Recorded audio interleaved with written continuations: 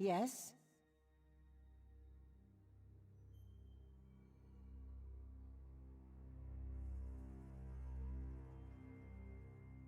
Greetings. Speak with me.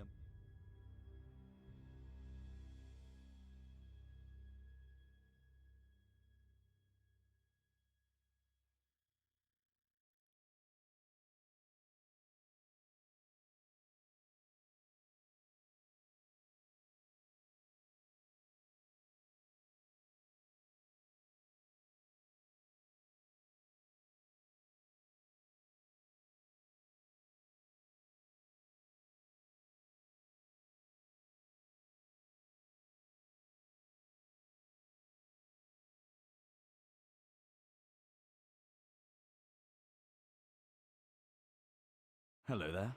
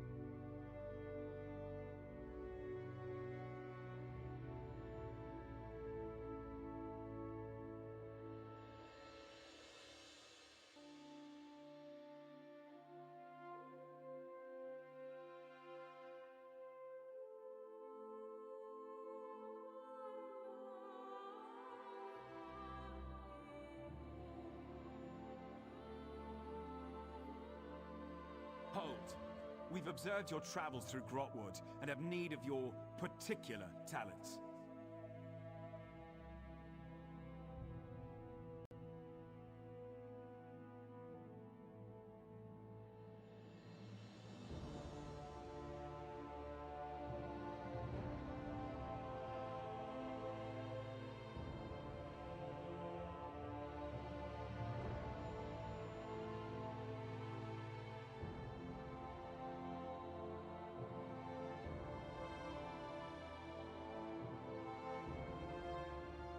So, you're the mortal adventurer the Dread Lady seeks. I assumed you'd be, well, taller. Still, my mistress knows best. I bring you a message from Lyrinth, the lovely and powerful Dremora. Hear the words her prophet speaks, and be enthralled. The Dread Lady requires a mortal's perspective. She finds the situation merely curious, but says it has apocalyptic consequences for our plane of existence. Congratulations, mortal. She has chosen you, and she promises compensation if you survive.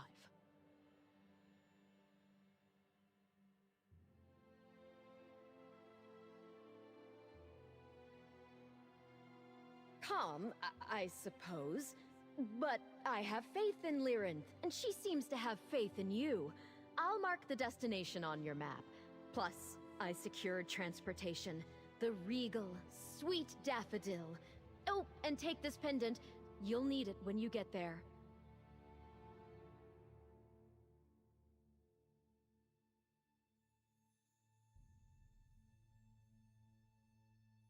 Sweet Daffodil will whisk you directly to the location.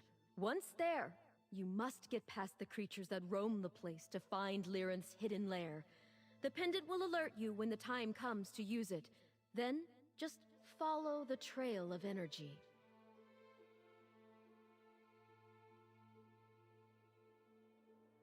Isn't it obvious? The pendant contains an Epiphany blood ruby. It tingles when it senses residual portal magic. Use it, and it will lead you to Lyrinth's lair. How ironic. She chose you to assist her. Not her prophet, but you. A heathen adventurer.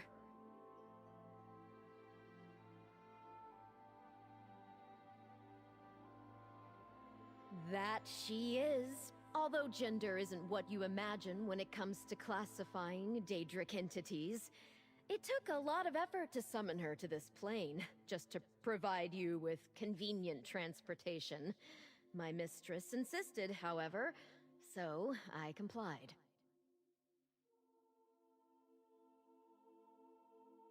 Sweet Daffodil would never harm a flesh fly, let alone a favored curiosity of the Dread Lady.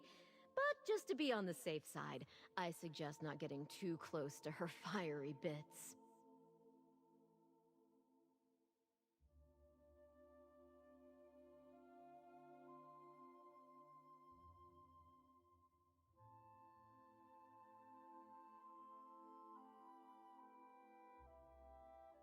Please, I am nothing like my insipid older brother. Nothing at all.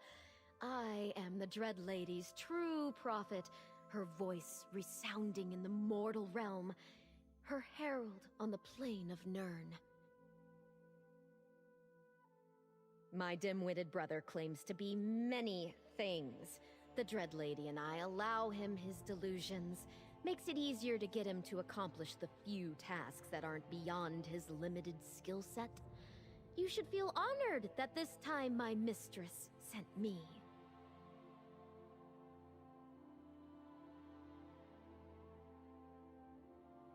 Speaking the words of some higher power is the standard definition of a prophet.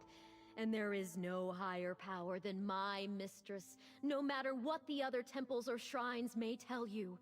I do whatever the Dread Lady asks, and am honored to do so. Yes, I am aware of your relationship with my mistress. It may not be as intimate as mine, but she does seem to have a certain fondness for you. Still, we must not use her name so casually. Enemies abound and mortals become skittish so easily. Oh, not in any romantic or mortal interpretation of the word. Not even in the way a child is fond of a puppy or kitten. Dremora aren't like us. You must have realized that by now. But my mistress finds you interesting. Yes, that's the word. A group of Daegonists known as the Order of the Waking Flame has been interfering in my mistress's activities of late. They are of no real concern to her, but I don't want to attract their attention. I suggest you take similar precautions.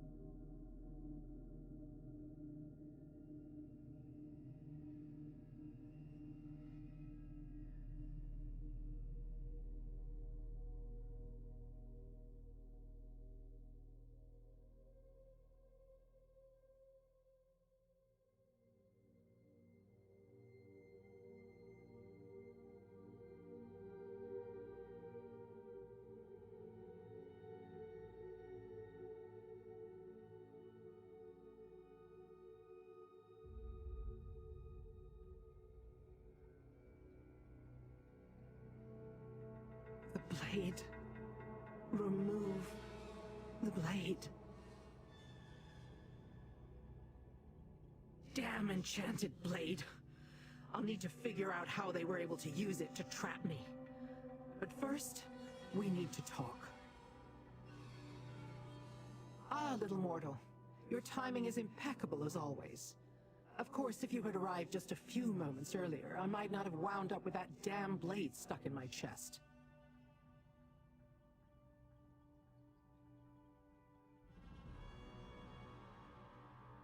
Must I say it?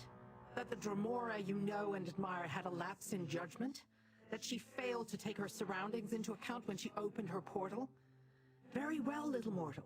I erred, and the Waking Flame took advantage of the opportunity.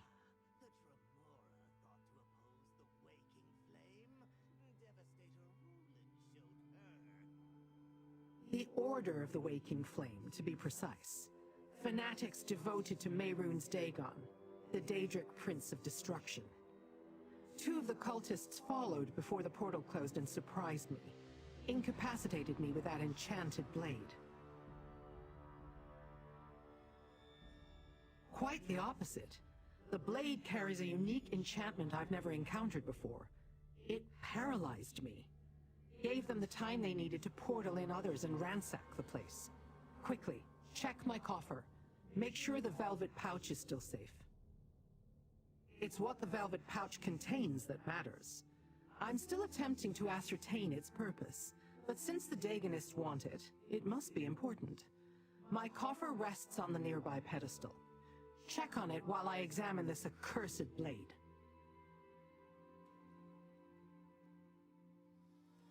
Why do mortals insist on receiving every detail, no matter how insignificant or profound, before they accomplish the task at hand? Apocalyptic. Just what you might imagine where the Daedric Prince of Destruction is concerned. Mehrunes Dagon is a powerful Daedric prince, ruler of the Deadlands and the so-called god of disaster and revolution. His mortal followers call themselves the Order of the Waking Flame. They are his devoted servants here on Nirn. Perhaps, but I have yet to establish a firm link between these activities and those related to the Longhouse Emperor's plots. Regardless, I have every indication that Dagon seeks to unleash destruction upon this plane of existence.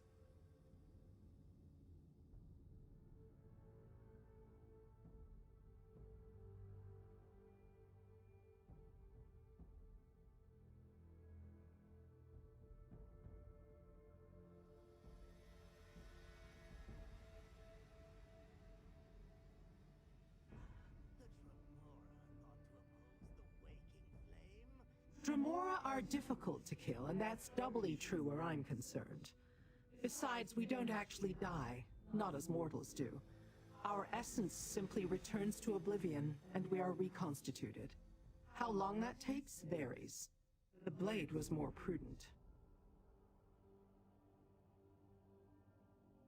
The Daegonists went to great lengths to forge a blade capable of trapping a Dremora inside its incapacitated body. Instead of simply slaying this form and risking I would return too quickly, they chose to entrap me.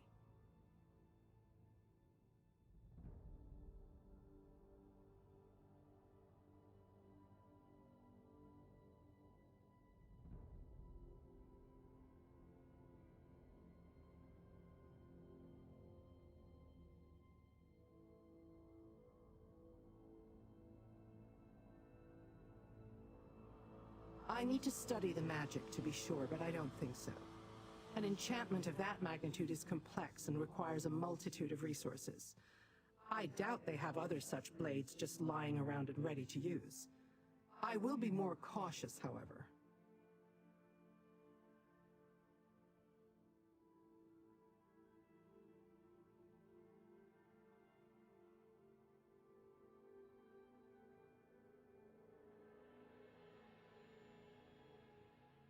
Mehrunes Dagon is a powerful Daedric prince, ruler of the Deadlands and the so-called god of disaster and revolution. His mortal followers call themselves The Order of the Waking Flame. They are his devoted servants here on Nirn.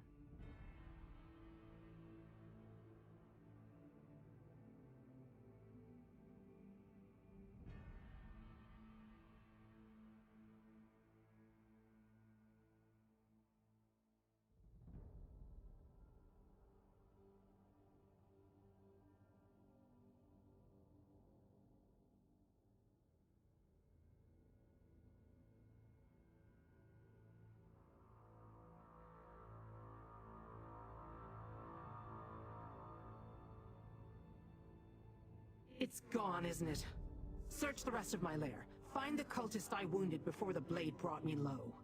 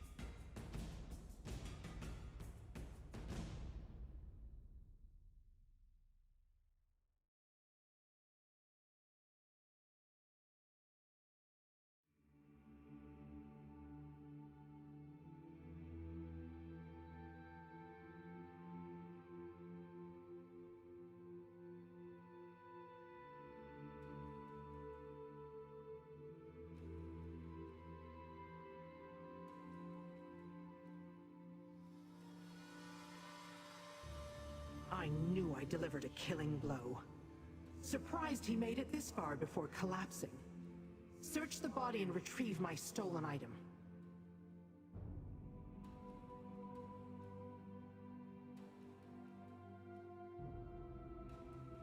Show me what you found, mortal.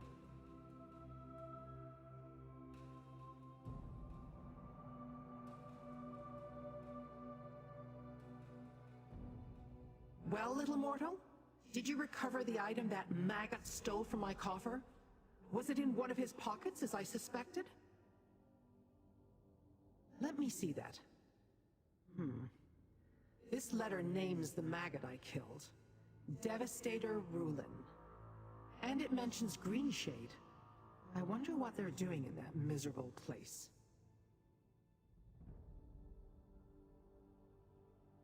Indeed. My relic. When I learned that the cult wanted it, I decided to acquire it before they could. I covered my tracks, but apparently not well enough.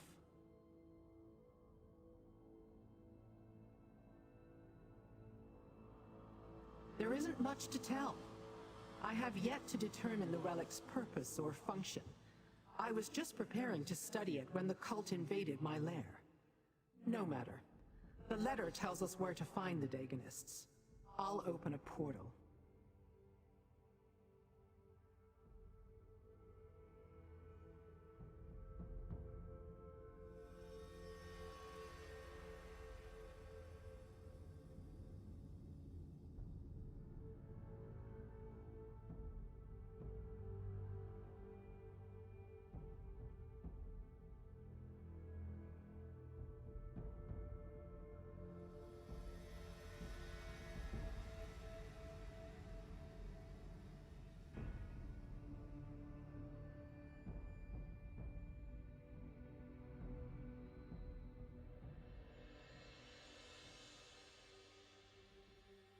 I shall never get used to Nirn's smell. Come, mortal. We have plans to discuss.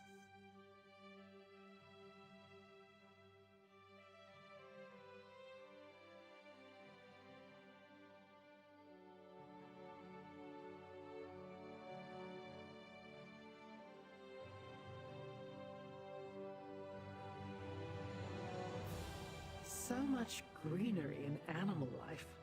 How do you mortals stand it? Never mind. Rhetorical question. Let us go deal with the Daegonists and retrieve the relic they took from my lair.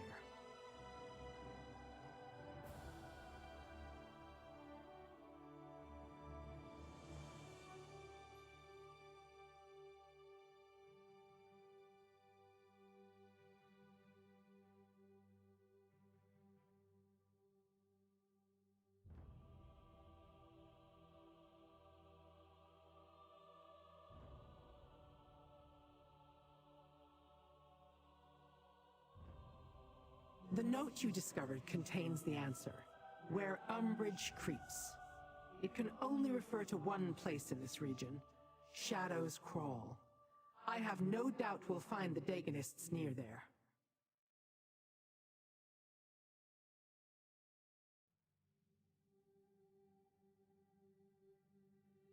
The Daegonists use portal magic.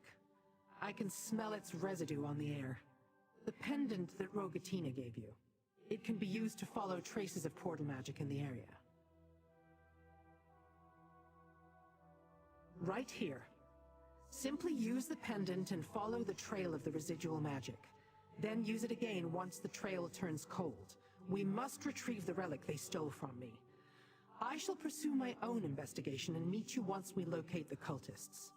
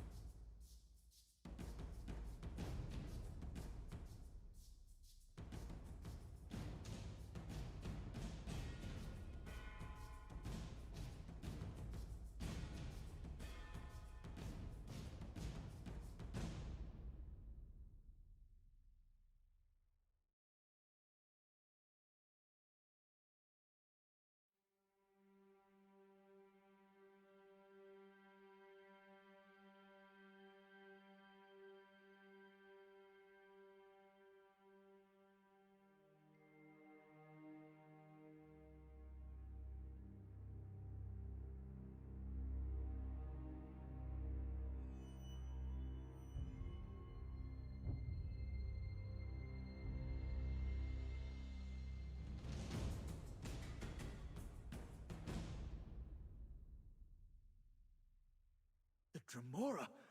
How did she overcome the blade? Never mind that. Get in, and I'll close the portal. I don't think so.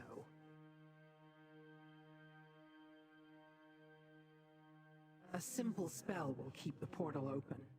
Mortal, this way.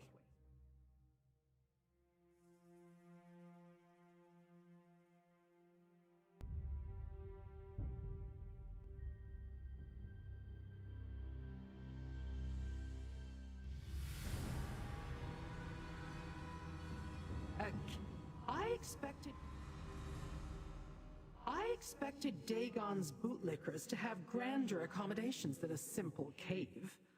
Look around and find my relic, mortal. I assume this cave serves as a base for the Waking Flame. Not very impressive, truth be told.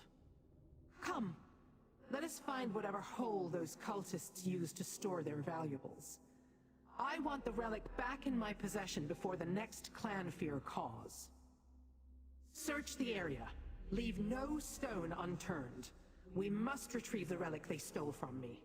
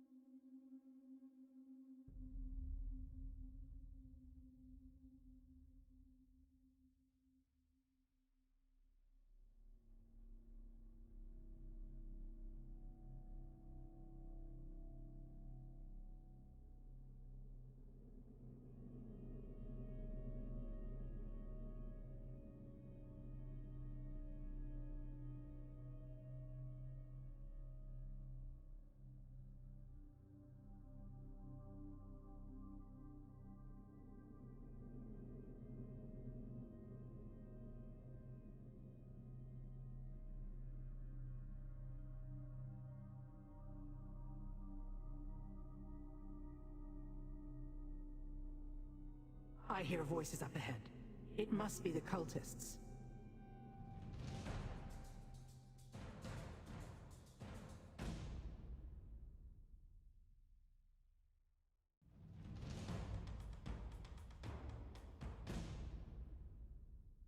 The Daganists. No better than Daedrats hiding in the bowels of these caves. We're almost done here. Then on to Oblivion to see the catalyst in action.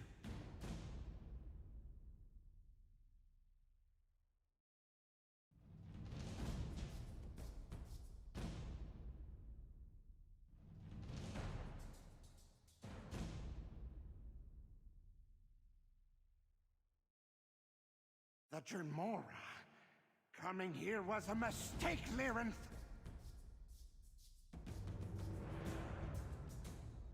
Disaster!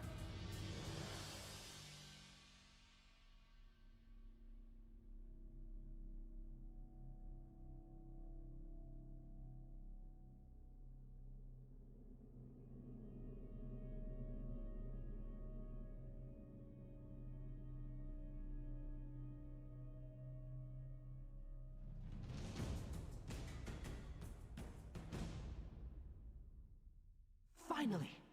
Search the camp and find my relic, little mortal.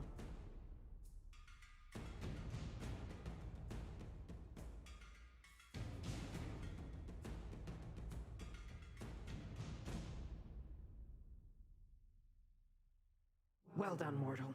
You found my relic. Give it to me.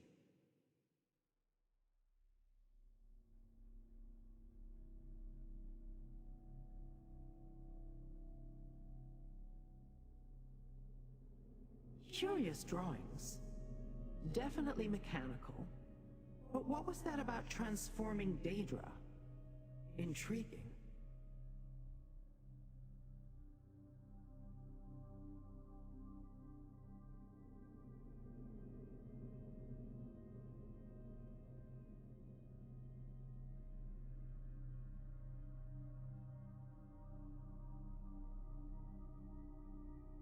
So this Sister Seldina wants my relic. And she provided directions on how to use it. Interesting.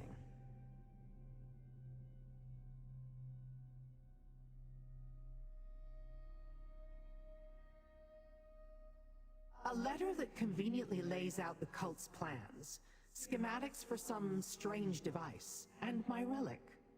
Not bad for a day's labor. These items tell me much about what the Daganists are up to.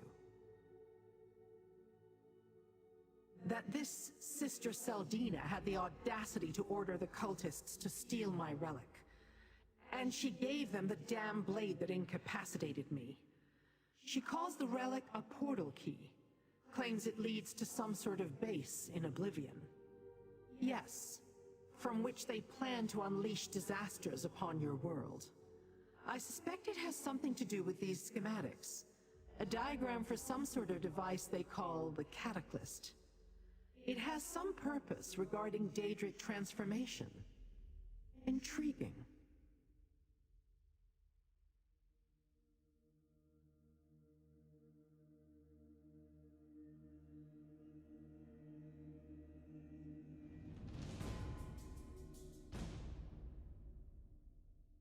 My minion had better have completed the preparations I assigned her. Come.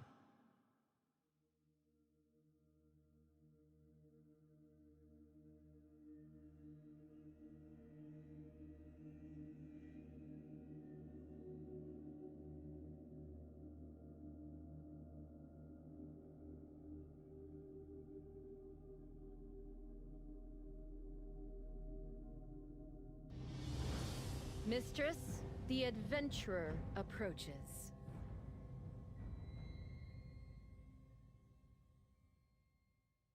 We got lucky, little mortal.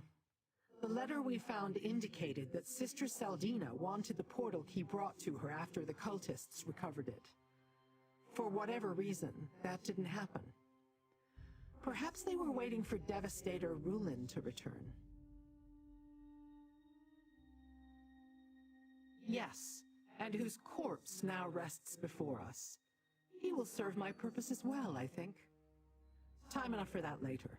For now, take this. I understand that your kind expects such treats after performing clever tricks for your betters. Questions about the Order of the Waking Flame still linger, little mortal, and the danger posed to your plane of existence hasn't abated. We can still help each other if you are willing. Before we make use of the portal key, we must complete our own preparations. Then we can find the cult's base in Oblivion and determine their plans for the Cataclysm. You must acquire the root of a fluster fume plant and a tincture of befuddlement.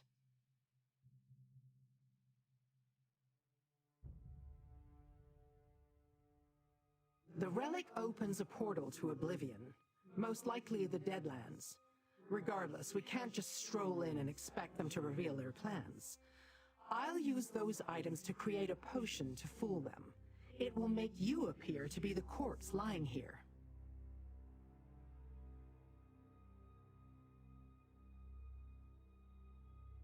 Fluster fume plants grow nearby, southeast in the caves of Camp Bushnikbar. As for the Tincture of Befuddlement, I believe Orion the Alchemist may have one at the outpost south of Bramblebreach. Return here when you have acquired both.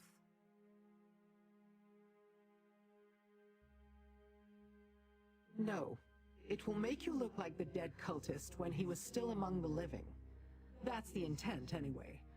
I am not much of an alchemist, but I believe I can make this work. Mortal flesh is much more malleable than you would imagine.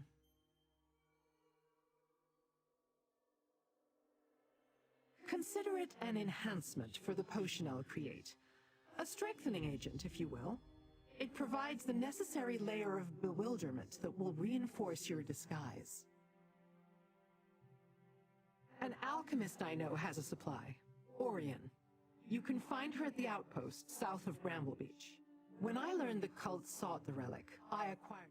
My interests in these matters are strictly curiosity. I want to know more about their strange Cataclysm device and its ultimate purpose. You, I assume, want to stop the cult from unleashing the disasters of Mehrunes Dagon upon the mortal realm.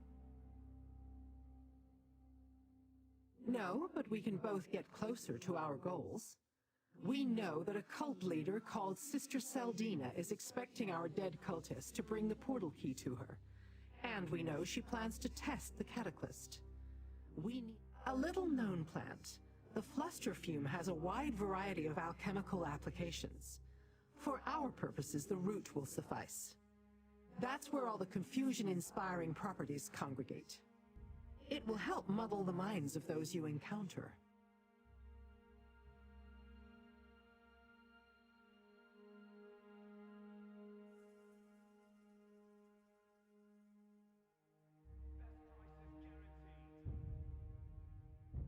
Only the finest merchandise.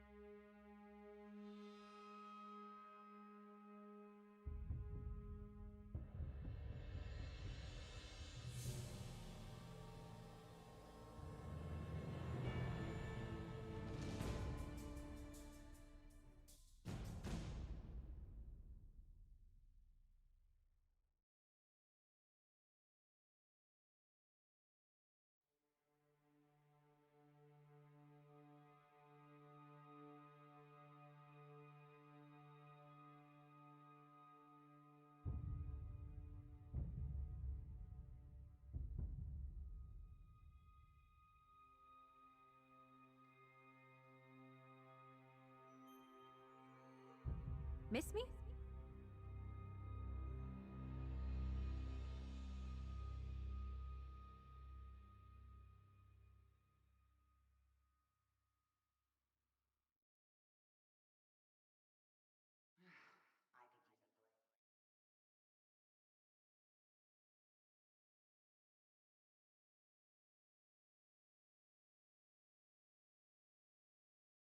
The tincture is ready. It works. But It are you really sure you want works. to deal with that woman?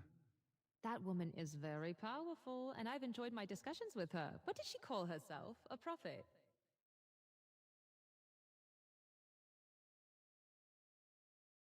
So, what brings you to our little outpost, traveler?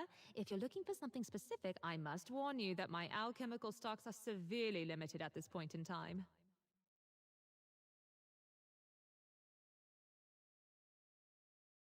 Ah, you must be another one of the Dread Lady's followers. I've had a number of pleasant conversations with her prophet Rogatina, and I even got to meet the Dread Lady once. She mentioned she might have need of such a tincture, so I brewed one up. No disrespect intended, but I was hoping she'd come to pick it up herself. I so looked forward to basking in her glorious presence again. Ah well, perhaps next time. Here you go, and don't bother about the cost. It's a gift for the Dread Lady.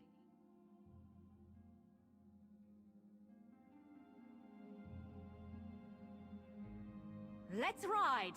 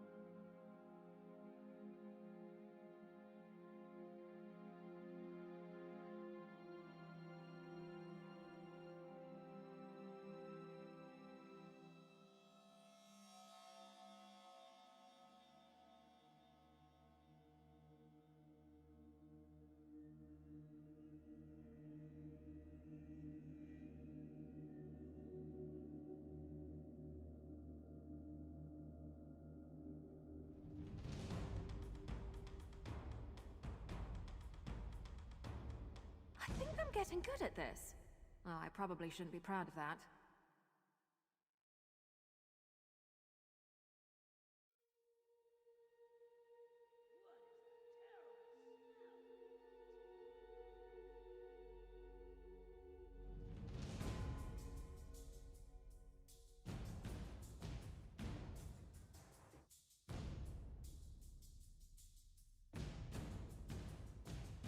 All right, but don't cry for Mummy.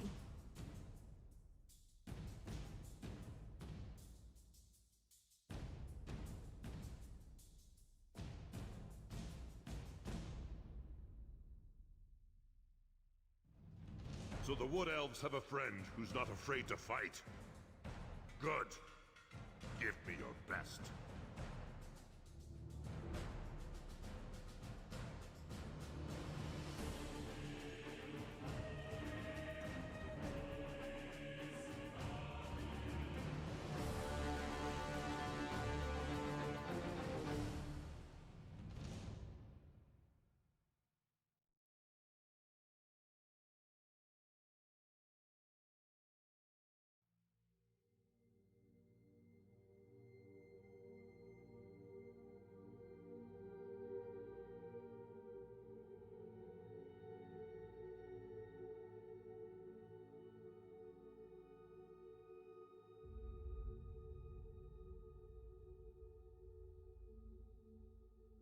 A nice little present from Vec, eh?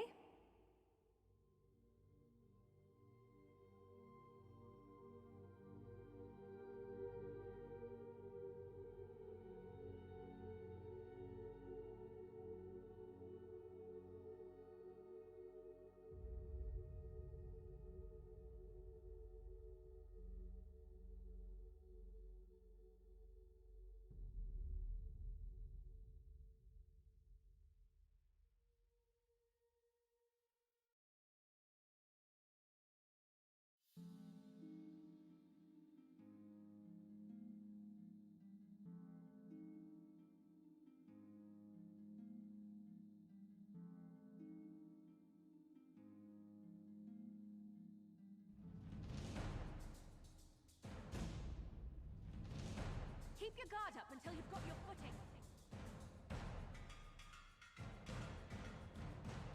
Off we go!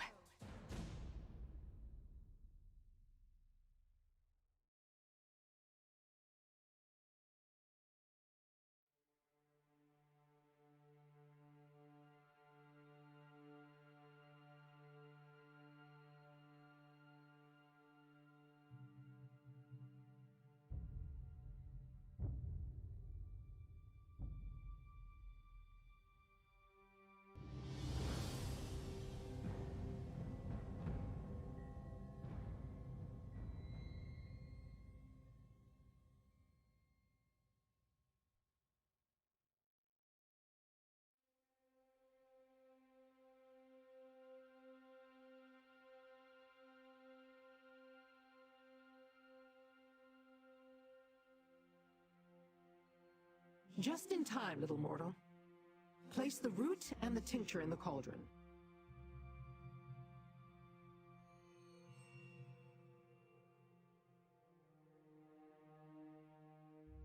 The root you found was a perfect specimen, and the tincture just the right shade of distraction. The potion should work perfectly now.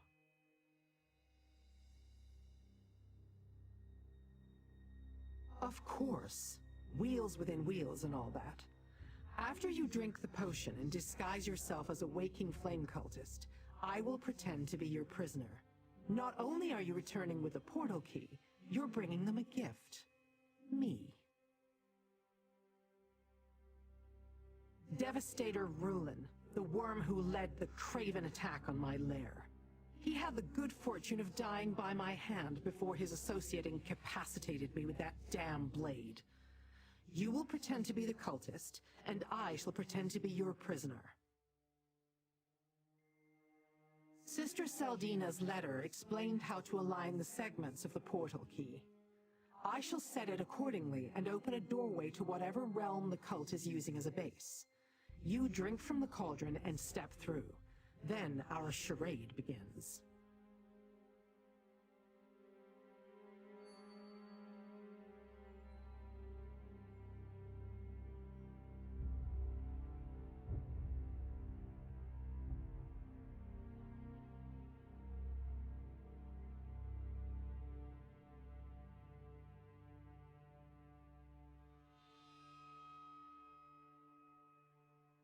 The disguise is perfect.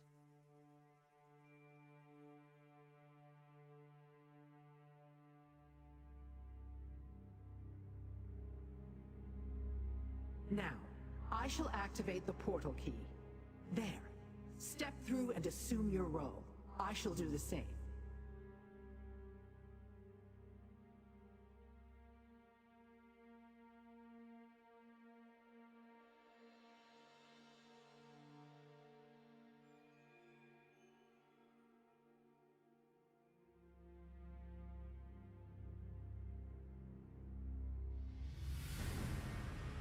Definitely not nerd.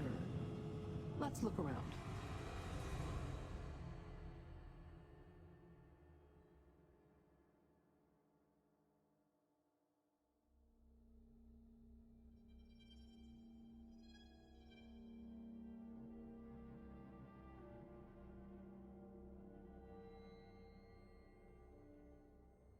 This is Fargrave. Interesting. We must find the Daganists and determine what they're doing here.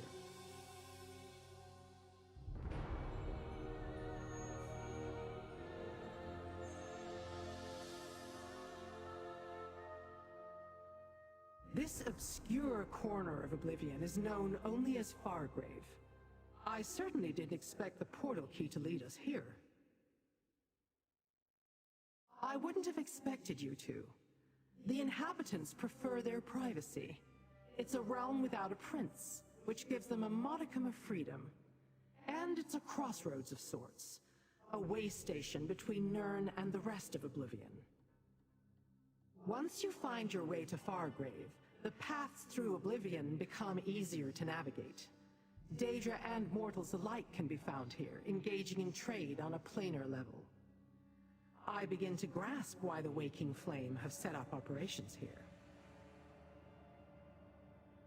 With no prince, The accords that make it harder for other realms to connect to Nirn do not apply. Once they learn the way, with relics such as the portal key, the waking flame can move through Fargrave with impunity to reach Nirn and the Deadlands.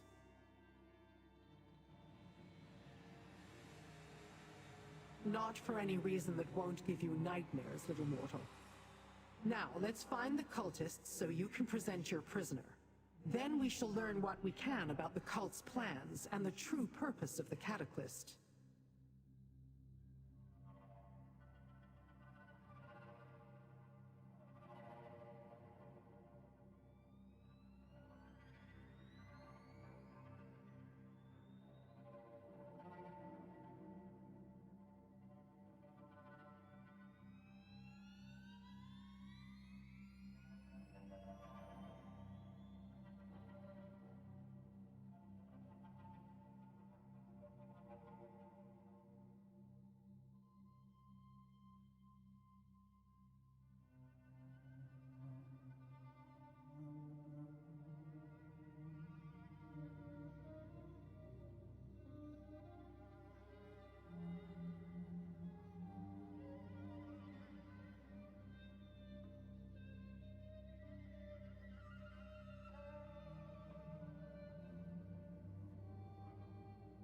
Devastator Rulin?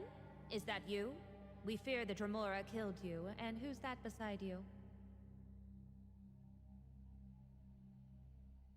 Is that Lyrinth the Dremora? I'm impressed, Devastator.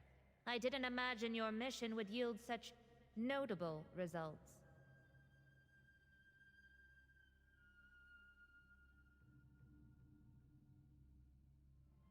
Indeed. And the Fargrave Cataclysm could use a new Daedric entity. For the next test, of course. I'll let you present her to Sister Saldina personally. Right through that door. I'm sure Sister Saldina will want to hear all about your mission. And we've yet to attempt to use the Cataclysm on a Daedra of Lyrinth's caliber. I expect the results will be quite informative.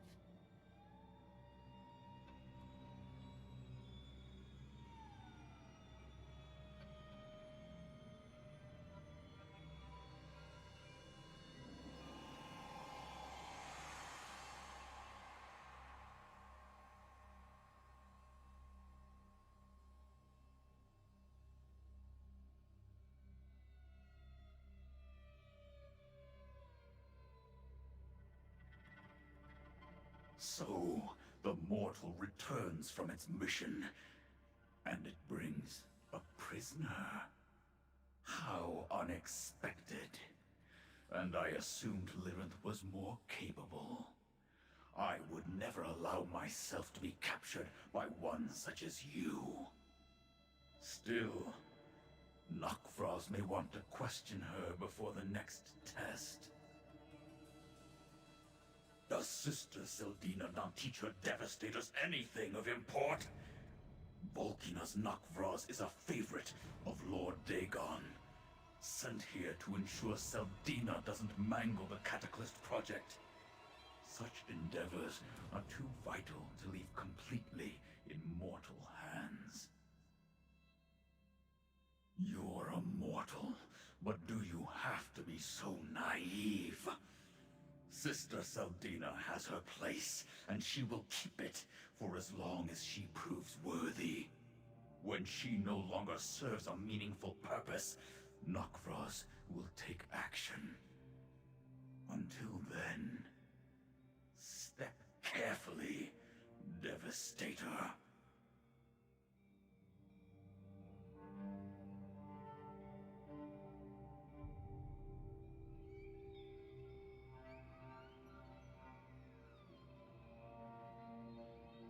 After the failure at the Dread Cellar, your Fargrave Cataclysm must... Devastator, you honor me.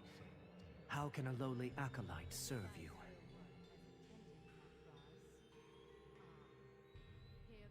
The Cataclysm initiative proceeds apace. Sister Saldina continues to make adjustments and improvements with every version of the device. I understand we're about to witness a new demonstration. I can't wait to see it perform as intended. Is this some sort of test, Devastator? The Cataclysm is our great work, our role in the larger purpose of the Order of the Waking Flame. We will use the device to bless Daedra with the power of living disasters, and then unleash them on Nirn. The Ambitions? Another sect within the Order is dealing with that. Our mission is to perfect the Cataclysts and prepare incarnates to release onto Nirn. Daedra empowered with the energy of living disasters. The destruction will be glorious. Well, as I understand it, both the Ambitions and the Cataclysts utilize the same magic and rituals. Lord Dagon never relies on a single path. Ours are just two of his plans for conquering Nirn. Once the Cataclysm is perfected, we'll be rewarded.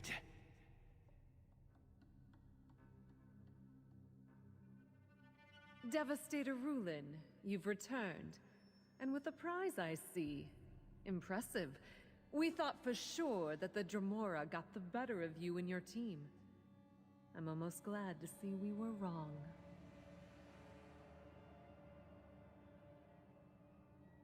Our forces are in place. Soon, Fargrave will belong to the Waking Flame. We will be able to operate openly and without concern. And Sister Seldina has made great strides in perfecting the Cataclysm, no thanks to Volkanaz Nakvraz. Ally, yes. Friend, not so sure. Like others of his kind, he considers himself the better of mortals such as ourselves. And he barely tolerates that Sister Seldina is in charge of this operation. Sometimes I think he'd love to slaughter us all. The weapons created by the Longhouse Emperors? I suppose they were created using the same techniques we've employed in the Cataclysm, but our device is far superior. Whereas the Ambitions are 4 extremely powerful weapons, we can create an army.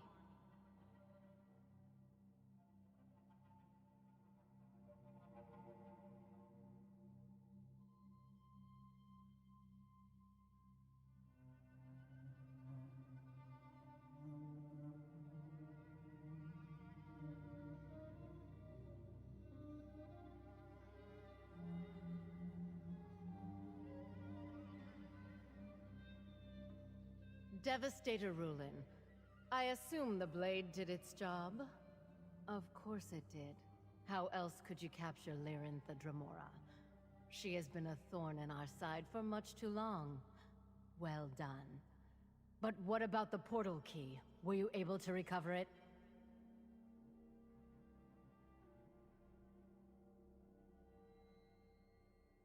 I hope that's not skepticism.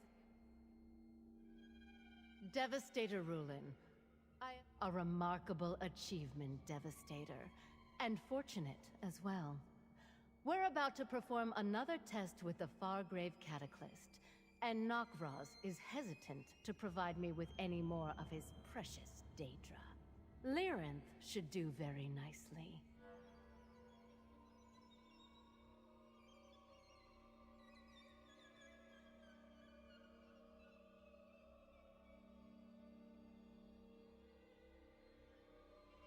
I hope that's not skepticism or sarcasm I hear in your voice, Devastator. I get enough of that from Nakvraz. Despite the setback at the Dread Cellar, I have every faith in the device. Soon we will unleash an army of living disasters upon Nirn. Did your Doombringer tell you nothing? The Cataclysm enhances Daedra, transforms them into incarnates of disasters. First, we take control of this pitiful demiplane. Then, we launch our assault using Fargrave's connections to Nirn.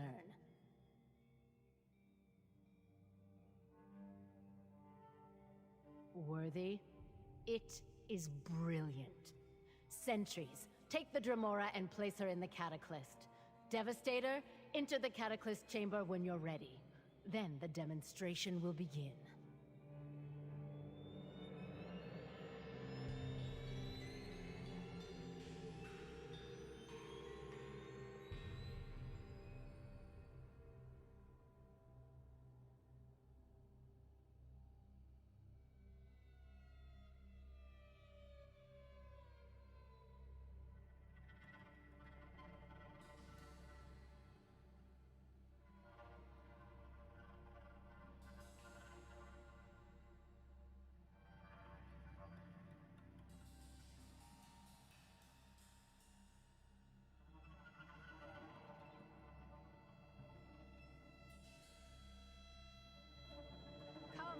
devastator ruling.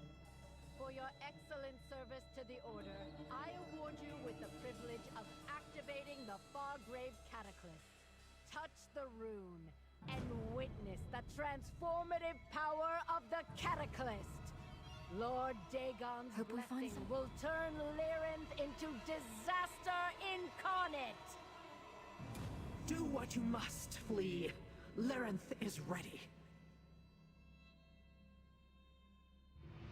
I have seen enough. I will be free. The Tremor damage the Cataclysm. Duke of Fire, destroy them! Shut it down! We must preserve the Cataclysm. Deal with the Havikrell, mortal. I'll open a portal back to Nirn.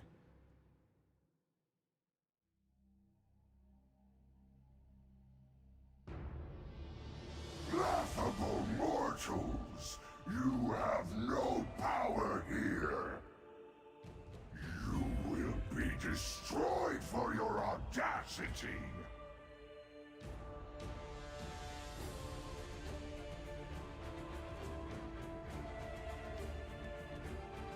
Surprisingly competent for a mortal flea.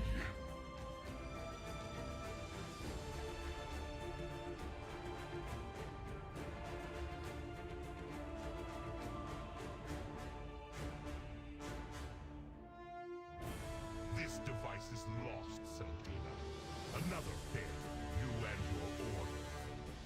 Now, little mortal, flee!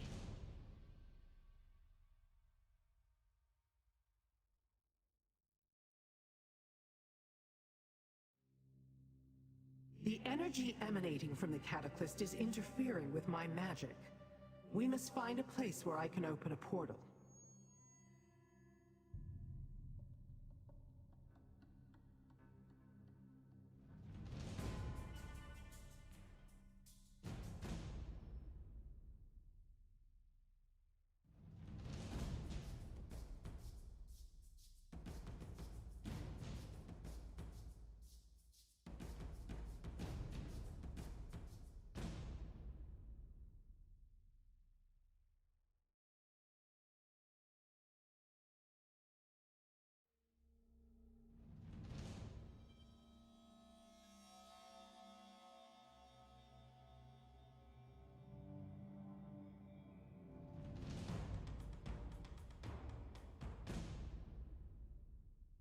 This is far enough. I will open a portal out of this place.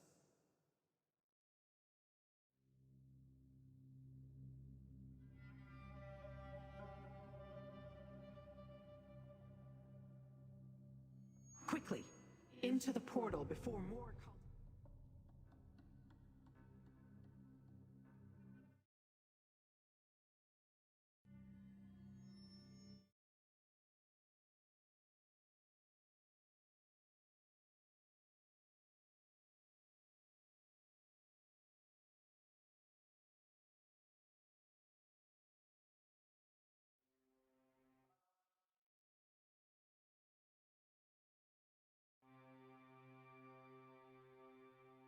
You did well, little mortal.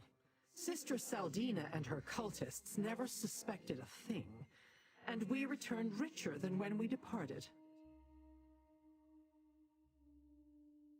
That was never going to happen. My bonds were illusory, and it was a simple enough task to free myself once you activated the Cataclysm. I observed long enough to grasp the workings of the machine. Then I made my escape.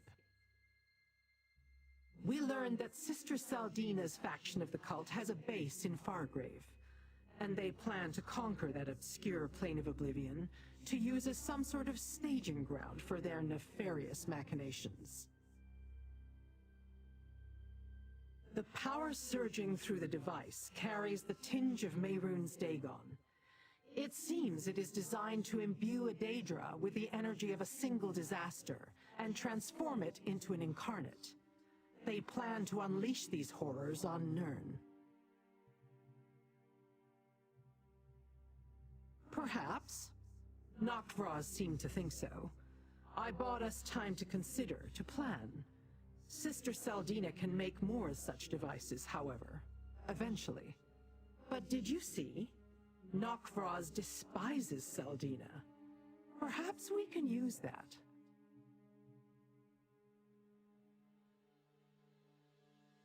And you don't have to. Just know that the cult plans to unleash destruction on your world. Now, I must contemplate. The device. It can change Daedra. I must return to Fargrave. I will summon you when I learn more.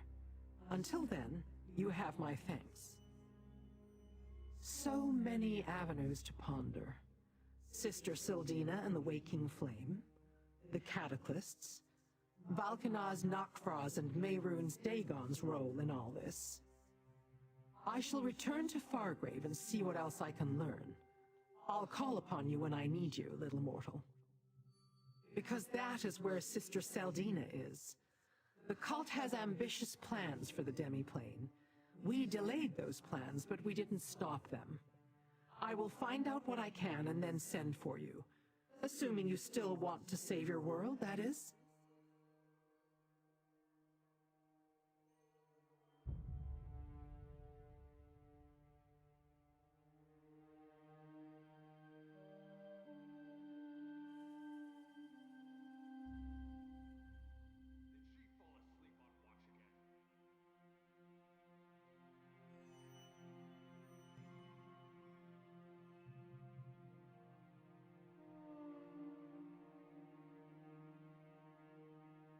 Change of plans?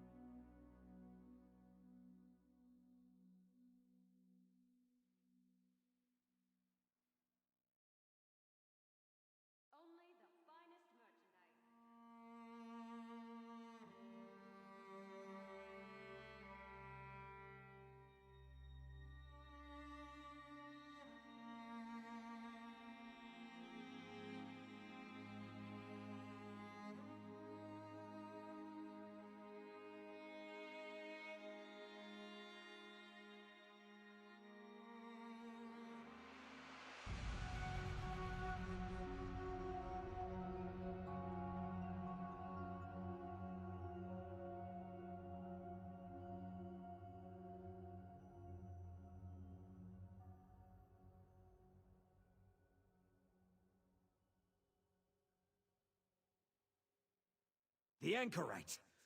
You're as bothersome as that damn Dremora. No matter. The votive rune is placed, and now you die. You brought this on yourself, Dagonist! Damn these Waking Flame cultists, bringing their Mehrunes Dagon madness to Fargrave. Their votive runes infect mortals with dark magic. I came to meet someone about all this when I spotted that cultist and my hands began to glow. Just like yours. This is Fargrave, a city in Oblivion with permanent and open connections to other realms. The cultists place those votive runes faster than I can destroy them, putting every mortal who lives here at risk. That's why I agreed to meet with the Dremora. Lyrinth, the Dremora. She sent me a letter. Said the cult threatened Fargrave. Nern, too. She wanted my help, but I can't deal with that now. The votive runes are clearly the immediate danger. We should work together on this. I can pay.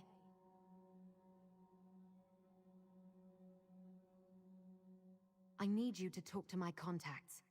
Madam Wim's establishment is here in the city. Initiate Teal'go meets me in the burn, out in the Deadlands. See what they know about the votive runes and the cult's plans. Then meet me in the Fargrave Crafting Plaza. Really?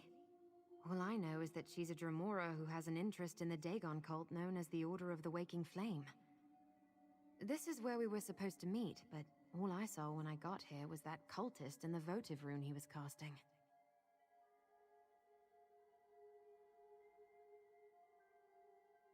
No. The votives mess with mortal emotions, make everything more intense. Not sure why. Lyrinth said the magic in her letter would allow her to recognize me. I think that's what the glow was. If only I could get the Grasp to care about all this. The Grasp of the Stricture. They're an order of Daedra, mostly Dremora, who serve as arbiters and interpreters of the Stricture.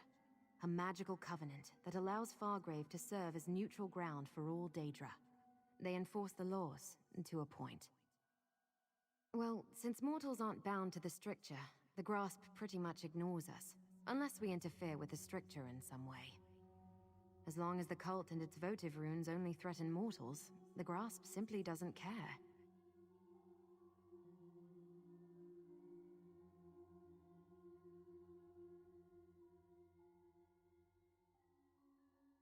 Is it? I hadn't noticed. Look, we only just met. If you turn out to be trustworthy, I'll tell you the strange tale. If not, well, we'll deal with that if it becomes necessary. Perhaps. And maybe it's just a fashion statement. Now, go talk to Madam Wim and Initiate Teal'go while I make my rounds. I need to check on my charges around the city. As a crossroads, it's natural for people from everywhere to wind up here. I check on the mortals of the city on a regular basis, help them as I can. That's why Wim calls me the Fool of Fargrave, because I care. And it's why I abhor the Dagonists. Then you know the cult is evil. They appeared recently, proselytizing in the plazas. Then they started placing those votive runes, some kind of prayer to Mehrunes Dagon, but it intensifies mortal emotions. The runes are dangerous. I know it. Madam Wim is a dark seducer who has her thumb on the pulse of Fargrave. Nothing happens here that she isn't keenly aware of. She deals in favors and information for a price. And the more you seek her help, the more expensive her services become. Initiate Teal'go is a member of the Order of the Waking Flame. He was my friend before the cult recruited him. Turns out, Teal'go's had a change of heart. He's been providing me with inside information about where the cult plans to strike next. Madam Wim runs an establishment in Fargrave called the House of Wims. Just be careful. She enjoys getting her hooks in new arrivals.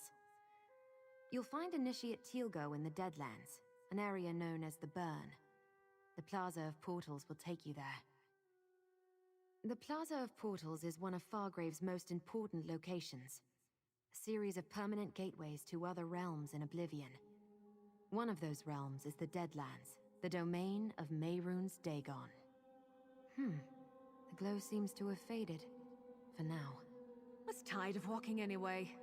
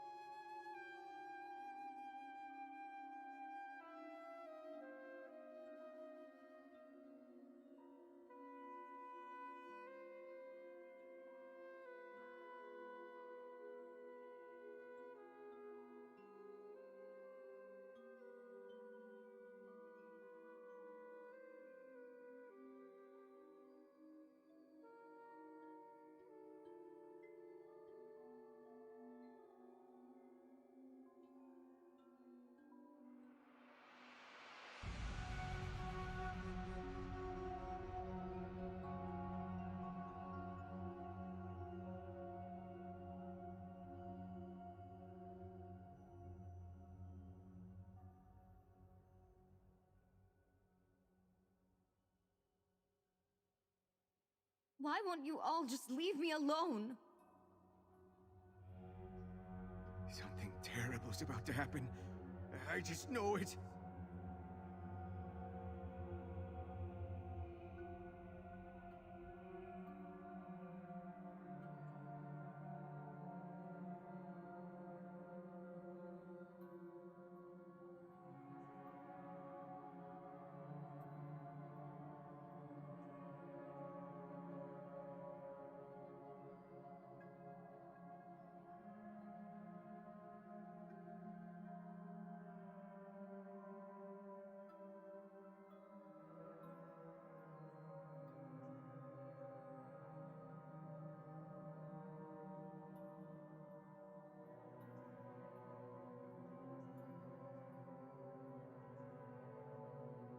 All of you, stay away from me! Stay away!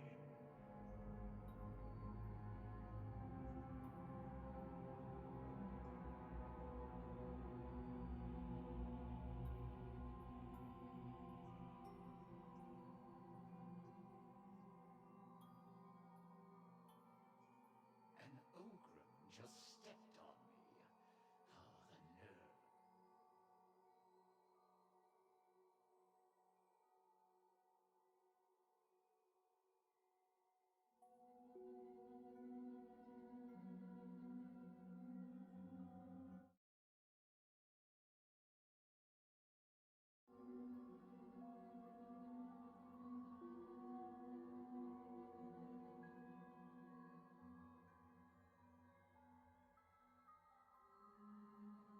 Another poor mortal succumbed to the power of the Daegonic votives. How unfortunate. But what's this? A new face? And what does Madam Whim always say?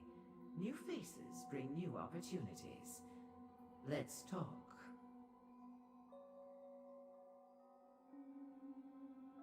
Has anyone ever told you that you have an incomparable mien? Most in this celestial palanquin we call Fargrave have the barest patina on their auras. But you, I know multiple buyers who would pay top price for a soul like yours. Shall we trade?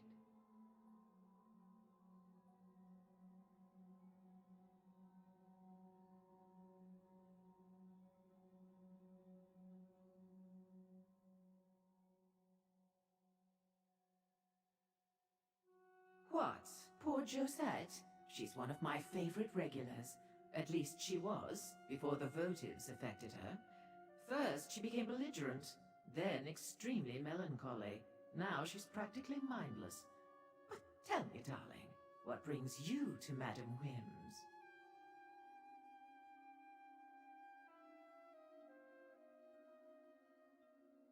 She did she? All true, but I hate to brag. She's an unusual mortal, though, isn't she? Our darling of the alleys. And clever. She sent you so as not to increase her tab at the House of Whims. As a new customer, your first transaction is free.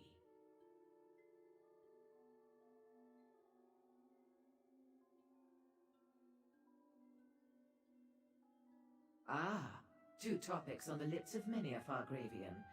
The Daegonists are mortal rabble with a fetish for destruction. The votive runes are prayers to their prince made manifest. Spells that seem to affect only mortals, like poor Josette here.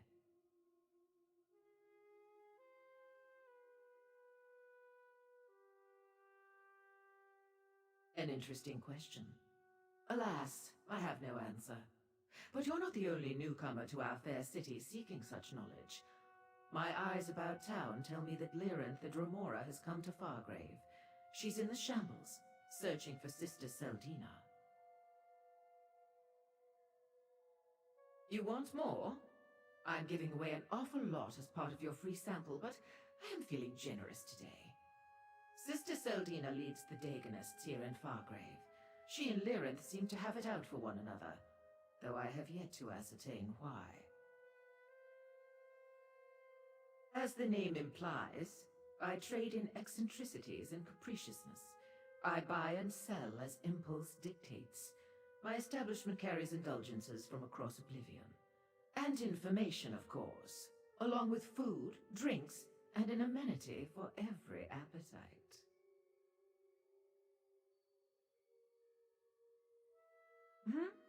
Oh, the mortal on the floor? No, I don't believe so. The spell is quite potent. I suspect the votive runes have a darker purpose than simply elevating emotions and turning mortals into mindless husks. Pity the grasp refuses to investigate. The grasp of the stricture. They enforce law and order in Fargrave. The stricture is a covenant that binds all Daedra and allows us to operate somewhat in concert. Since mortals aren't bound by the covenant, the grasp tends to pay them no mind. An apt description, if somewhat inaccurate. They do enforce Fargrave's laws, but in ways that won't always be comprehensible to the limits of mortal understanding. Try not to commit any crimes in front of them, and they won't harass you. Probably. You came here without knowing, darling. How refreshing. Like an otherworldly conveyance, Fargrave personifies the existential concepts of transit or passage. It did start out as a strange nomadic realm, after all. That's part of the city's allure. It means if you want to travel the myriad corridors of Oblivion, there's no better launching point than fabulous Fargrave. In addition to our famous Plaza of Portals, the entire realm is littered with dimensional access ways. Plus, we have no prince. Without a prince to set the laws and manipulate Fargrave's reality, we're free to shape this city as we choose. The freedom that affords us is sublime. Plus, no prince means less chaos and violence in the streets, rogue cultists notwithstanding. Aren't they beautiful? One of our best features. No one is quite sure who or what they were, but legend has it they once carried the city from plane to plane, hence the allusion to a palanquin. Is it true? Well, the skeletons are real enough. A personal query? That will cost extra, my darling. I am a Mezken, what your kind commonly call a dark seducer. Unlike many of my brothers and sisters, I use my charms to beguile and entice for knowledge and profit. I have no interest in violence.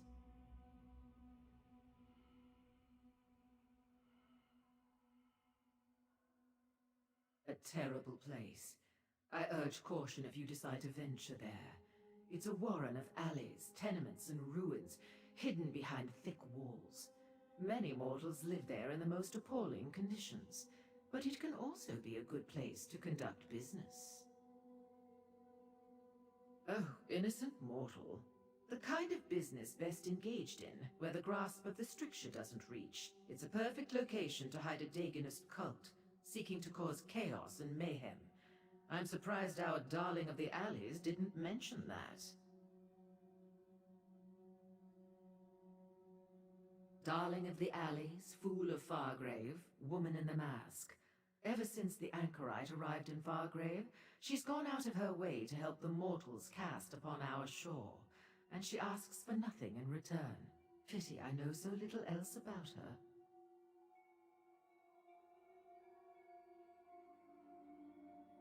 Now, what should we do with Josette? Hmm?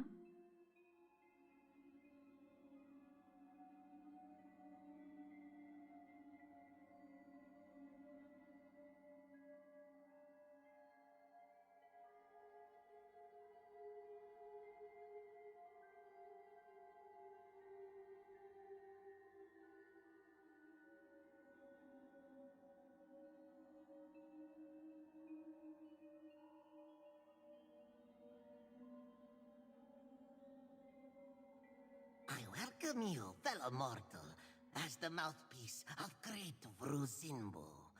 For patrons of the House of Whims, my master offers a spiritual lustration. Know that his gentle manner and bearing will elevate your mind and soul to untold heights. Great Vruzimbu is a magnanimous being, fellow mortal. But even so, even one so gracious as he must collect a tithe for the lustration, for the sake of the House of Whims.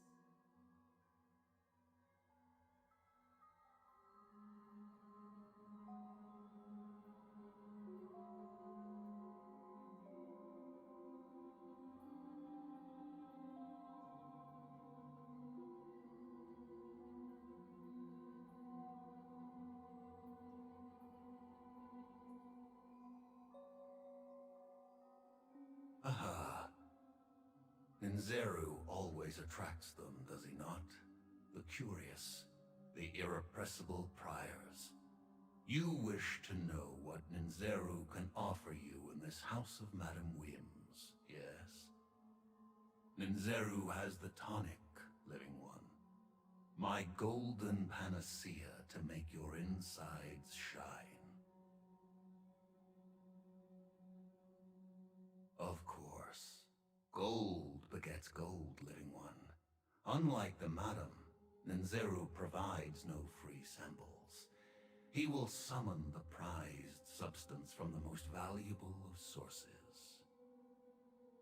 Coming right up.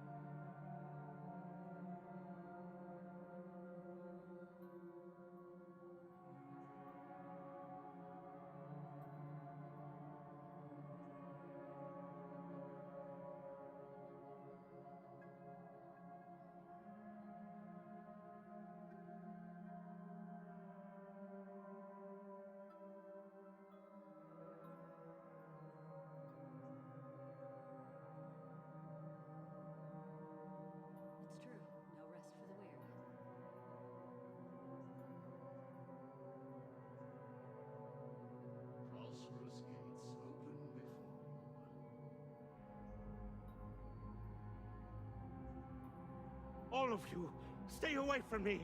Stay away!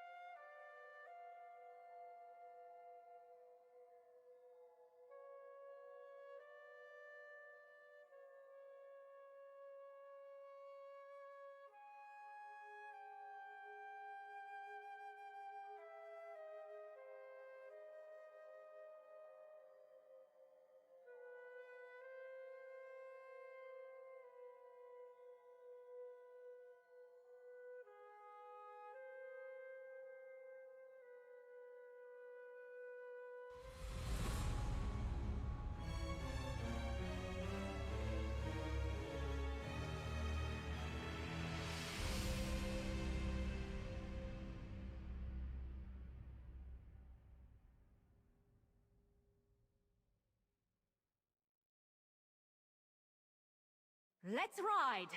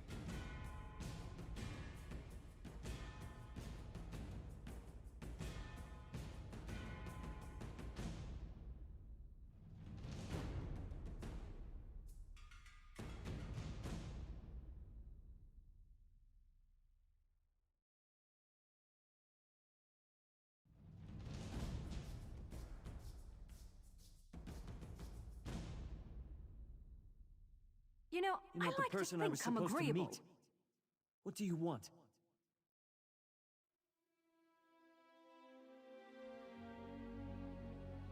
Explain yourself, stranger.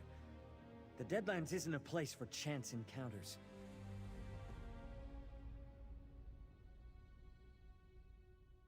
The Anchorite promises to get me away from the cult in exchange for information. I hold up my end of the bargain, and what do I get? Another fool, seeking knowledge from Portilgo. This is the last time, you hear? Make sure the Anchorite knows that.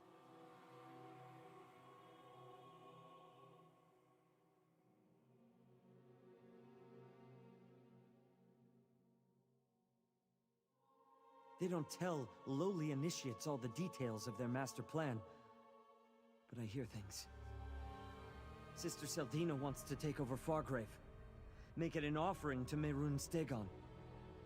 The votive runes play a part in that, but I don't know exactly how. Sister Seldina leads the Fargrave cell. She has a grand vision for the Waking Flame. It starts with Fargrave, but it doesn't end there. She wants control of the portals. With them, she can hand Lord Dagon all of Oblivion.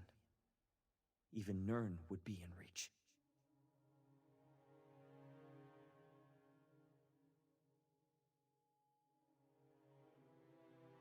The Dremora? She's practically all the Order's old guard talk about these days. Seems she's been causing a lot of trouble for Sister Seldina, interfering with her plans. Something's about to happen.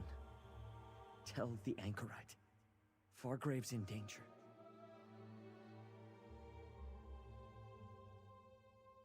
The Order has camps throughout Fargrave and the Deadlands. Sister Seldina could be anywhere. But tell the Anchorite to check the shambles. Look for an abandoned building, someplace hot. I heard one of the Devastators complaining about the heat.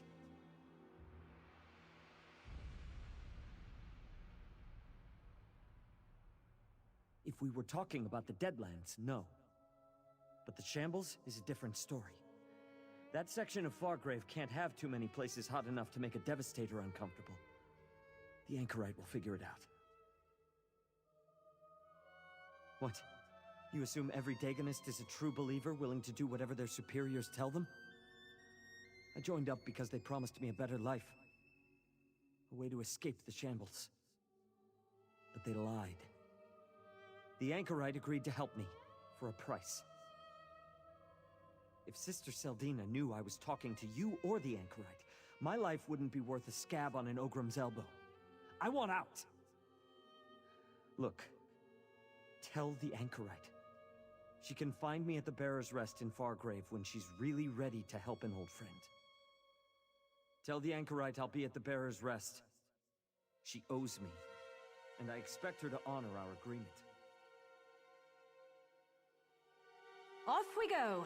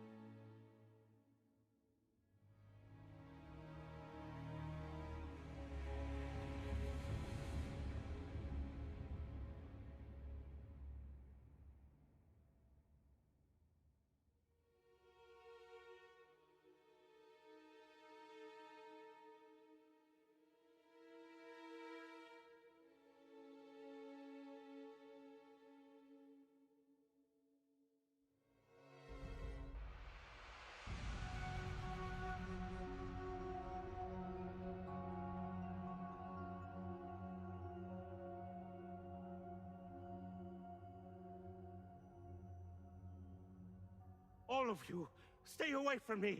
Stay away!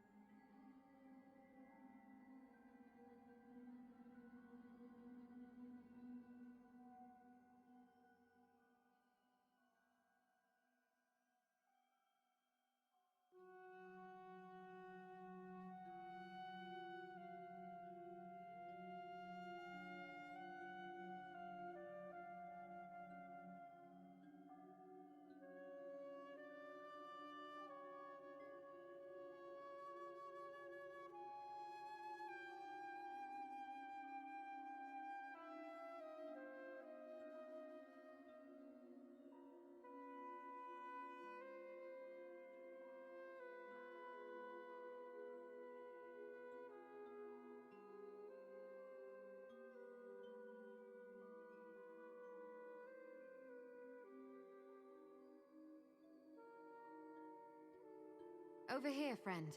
Lord Dagon will visit disaster upon this ash heap. Mark These new my Dagonists are barely worth the effort. I followed them into the plaza and destroyed the votive rune before they even noticed I was there. And the Grasp decided to get involved, finally. Hey, did you learn anything from my contacts?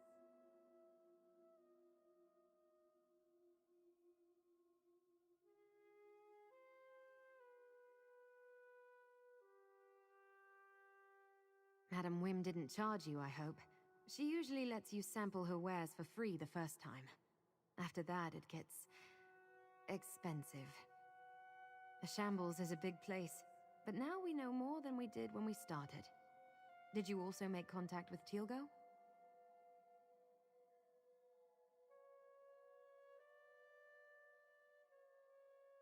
Hot? In the Shambles? Must be the old baths. The furnaces beneath the bathhouse have been burning forever. But what was that about the votive runes? How does Sister Seldina plan to use them to conquer Fargrave?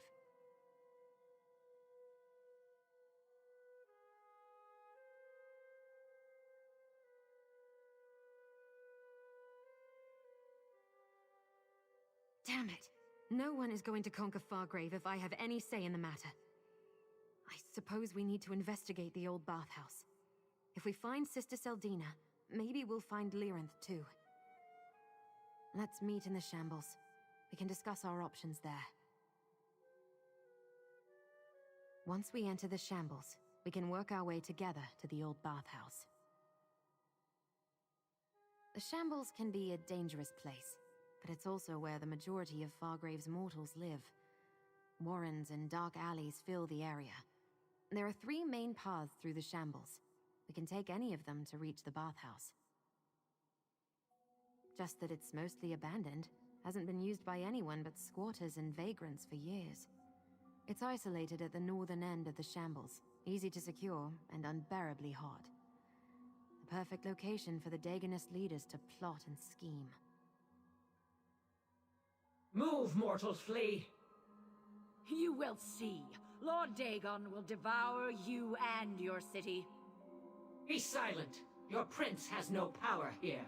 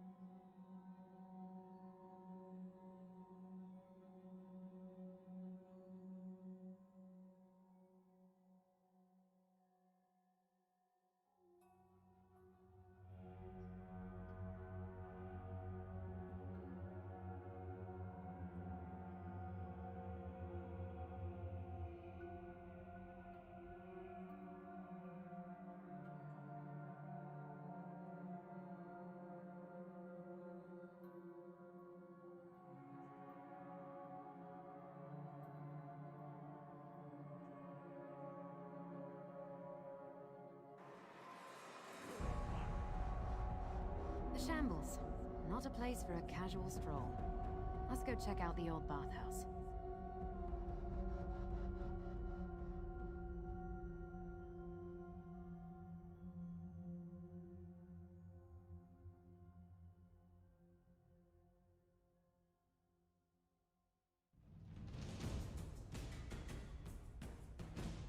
This is the Shambles. One of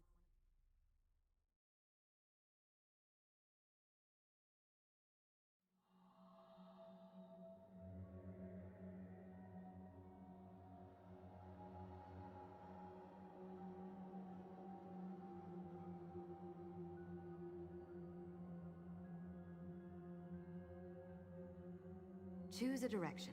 East through Skane Row, through the Western Warrens, or direct... The Vanquished consider the central plazas to be their territory. We need people here.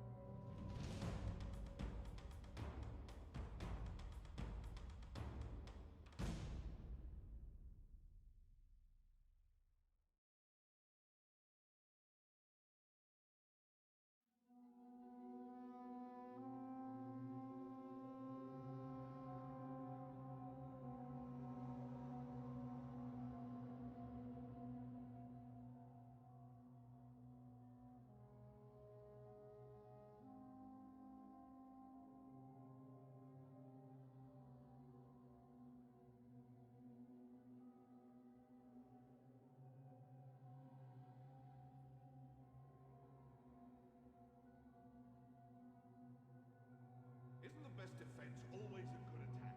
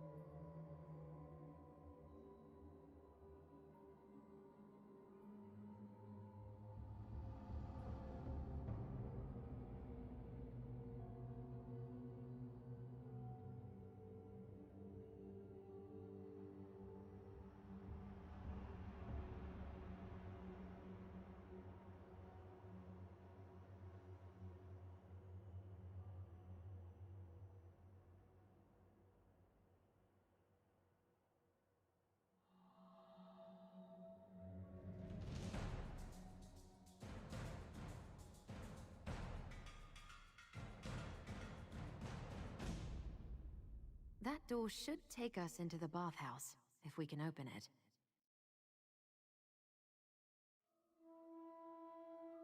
Locked, and with magic, damn. If the main door is sealed, let's see if we can get in through the courtyard.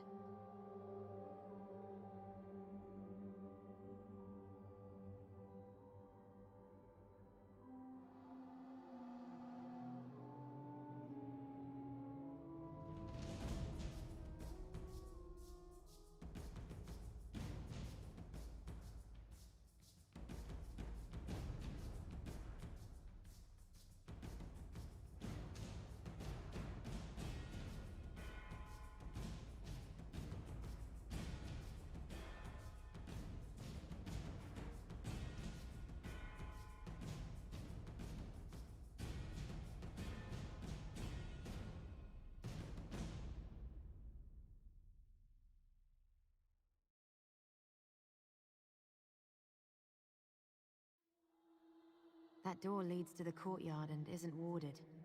Can you pick the lock?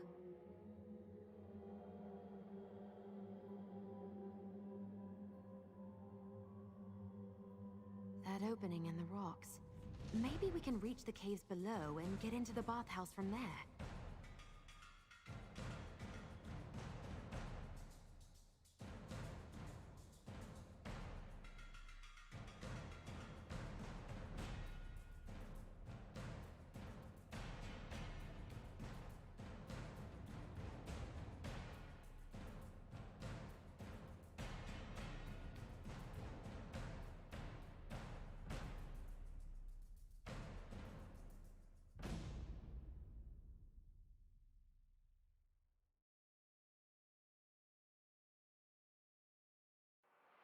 We should be able to find a way inside through the Undercroft.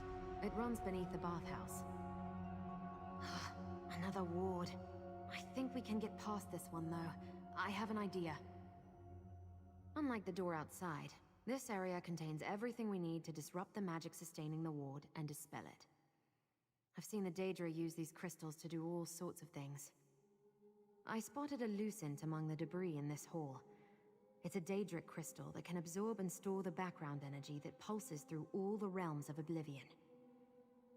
We'll need that to get started. Then take the lucent to the Dynamis font over there. That background energy I mentioned, the font absorbs it. Place the lucent on the font, and it will fill it with the charged energy.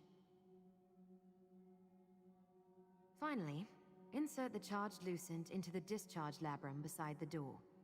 That will release the energy from the crystal and disrupt the ward. That's the idea, anyway. I've seen the Daedra do all sorts of things using Lucent's fonts and labrums. Remember, find the Lucent, charge it in the Dynamis font, then place the charged crystal in the labrum beside the door.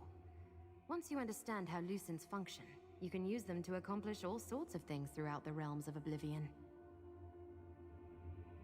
That's definitely a Lucent. They're as common as clay jar. Now take the Lucent to the Dynamis font. Place the Lucent in the Dynamis font, and it should fill it with energy. That did it. Look how the crystal crackles with energy. Insert the charged crystal into the labrum and step away. You don't want to get scorched. It worked! And now you know how to use a charged Lucent. Let's see what's behind that door.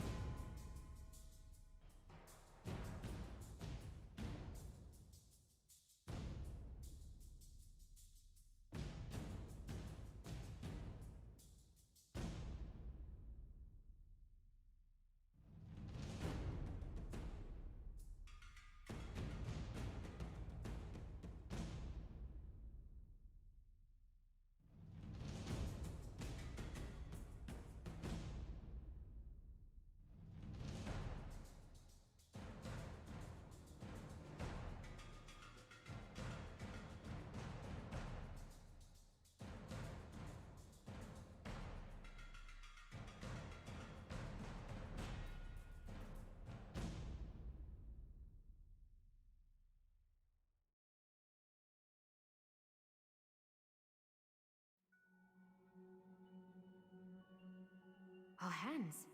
They're glowing again. I see my spell brought the help I requested, but I didn't expect there to be more than one of you. Ah, my simple spell finally yields results. I was hoping it would bring you to me again, little mortal. I do so appreciate working with known quantities.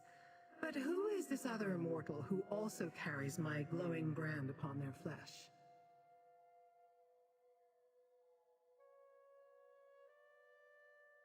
The Anchorite. An unusual appellation even for a mortal. You must be wondering why I summoned you and then failed to be on hand to greet you.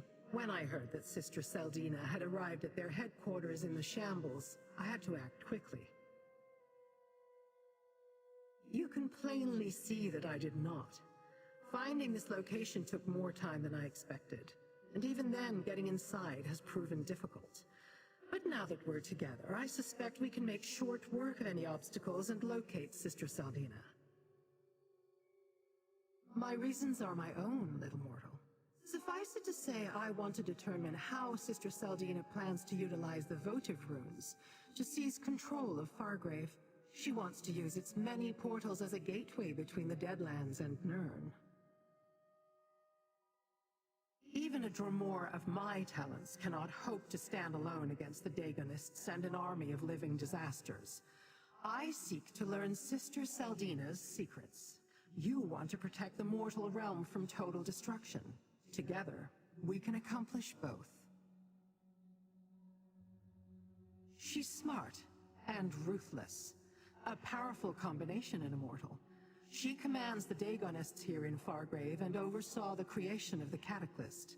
With that device, she plans to create an army of living disasters to unleash upon Nirn. Daedra empowered to unleash destruction upon the mortal realm and make it easier for Mehrunes Dagon to conquer Nirn. Did you know he's tried before? Dagon broke an agreement, and the doors between the Deadlands and Nirn were sealed. He can't use them. Sotha Seal, one of the so-called living gods of the Dark Elves, supposedly made a pact with various Daedric princes to protect Nirn. I don't know the details, but Dagon broke the pact. Sotha Seal slammed the doors and closed off Dagon's connections.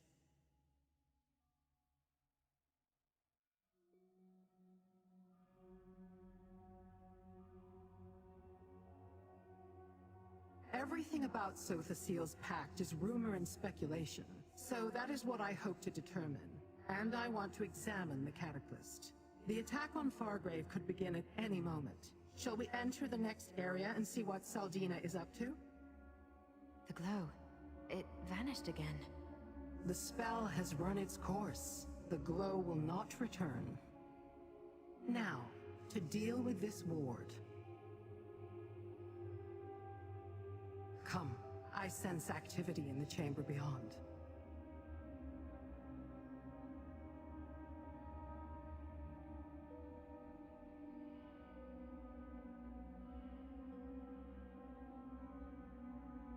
The Dremora again.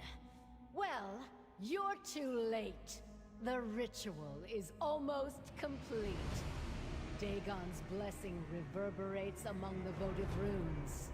Soon a wave of destruction will sweep over Fargrave and destroy the Daedra. The spell. What's happening to us? Mortal, destroy the votive runes.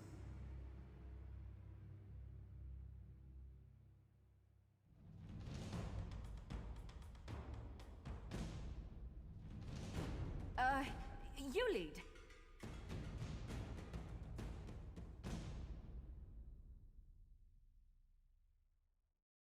Stop! The ritual must destroy the Daedra! My plan depends upon it!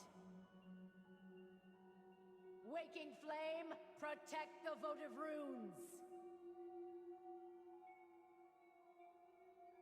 All that work, ruined! You will pay for that, Dremora. You and your companions both. Sister Saldina got away, and we're right back where we started. Nowhere. Nowhere? How quickly mortals succumb to despair. Let's talk in the next room.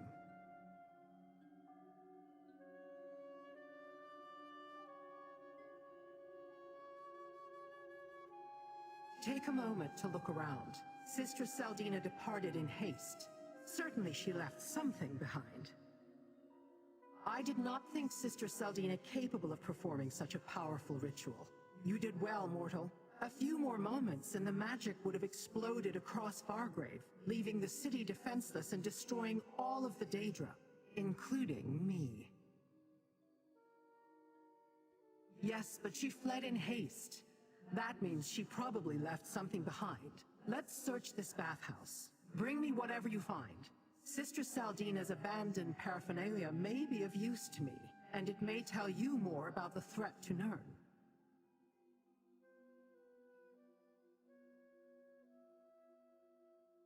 From what I could devise, the votives elevated the emotions of mortals in the city, siphoning the energy generated into Sister Saldina's ritual.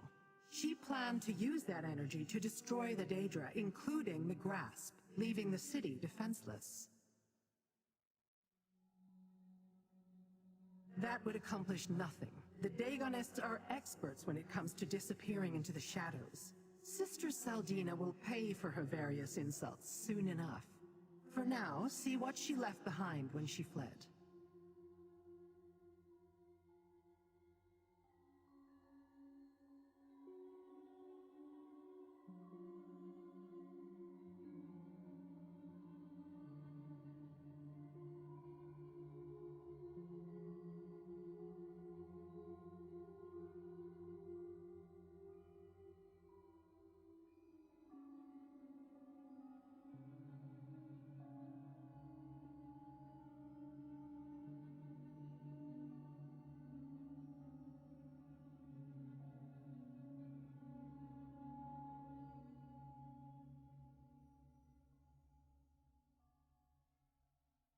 What did you find, little mortal? Tell me what you found, and I shall determine if it has any significance to my quest, or to yours. Nor can I. And while your literacy may be in question, mine certainly is not. This is no language, mortal or Daedric. It is written in code, one used by the Daegonists for their more guarded correspondence. No, and neither could any lowly recruit we captured off the streets and tortured for information. This code is reserved for the Order's elite. We'll need to find someone who can decipher it. I'm sure Fargrave must have someone with those skills. We should leave. The cult's forces may have scattered, but no doubt Sister Seldina will send a force to try to deal with us. We should not be here when they arrive. Perhaps the Anchorite can suggest a place for us to meet up, safe from prying eyes. What I seek still eludes my grasp, so our business is not yet concluded. You ought to be grateful. I can be a powerful ally, when the mood strikes me. I will meet you back in Fargrave. I'm sure the Anchorite knows someone who can decipher the code. Let's meet at the inn in Fargrave. Bearer's Rest. We can talk privately there.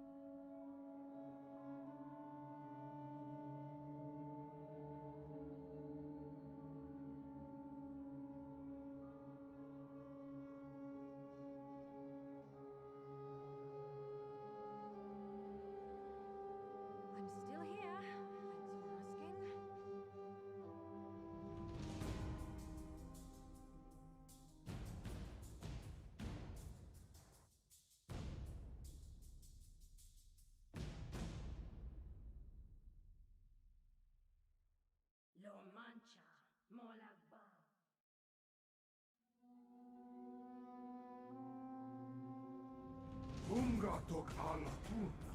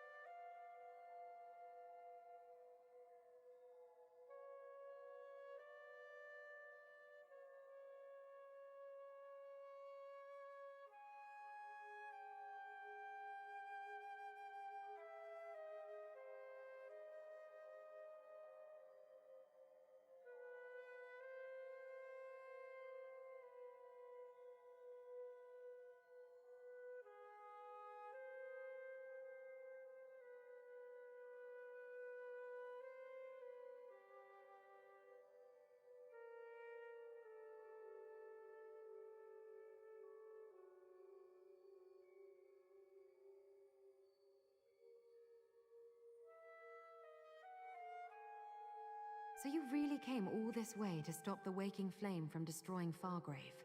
Something like that. I don't know what I expected, but it wasn't that. Finding... Maybe? This is Fargrave, after all. The city connects to everywhere. Madam Wim must know someone here who can help us with that. In the meantime, we made a deal, and I always honor my commitments. Here, you earned this, my friend.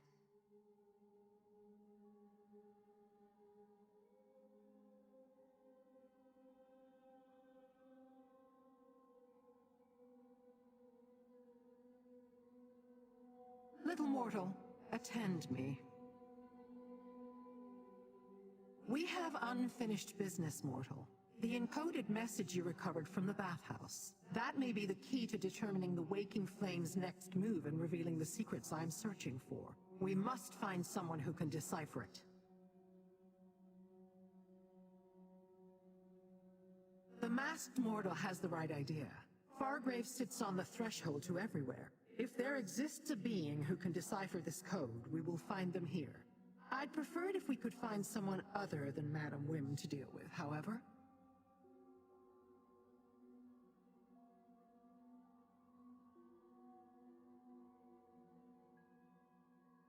I have heard of the infamous Mazkin who calls herself Madam Wim.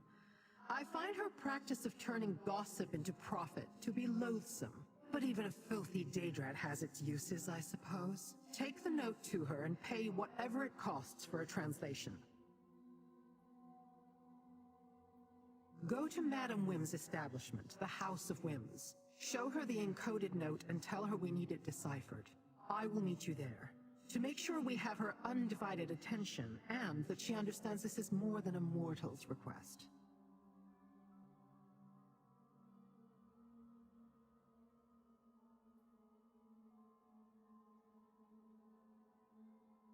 We know of each other. Perhaps our paths have crossed over the millennia, perhaps not. Wim has changed her name and appearance multiple times, or so I've heard. I have no doubt she will do so again, when Fargrave no longer amuses her.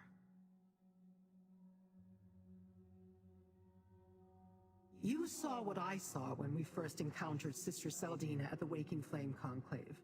Her infernal device can transform Daedra into incarnates, living disasters of immense power. They threaten Nirn, so you should hope I learn everything I can. We learned that Sister Seldina tried to use the votive runes to steal power from the mortals. Power she hoped would destroy the Daedra and allow her to conquer Fargrave. We stopped that plot, but this realm's many portals are too enticing to ignore. They are persistent, if nothing else, these Daegonists. If they truly want to unleash their incarnates on Nirn, using Fargrave's portals makes the most sense. The hope, slender though it may be, is that the encoded note will tell us more.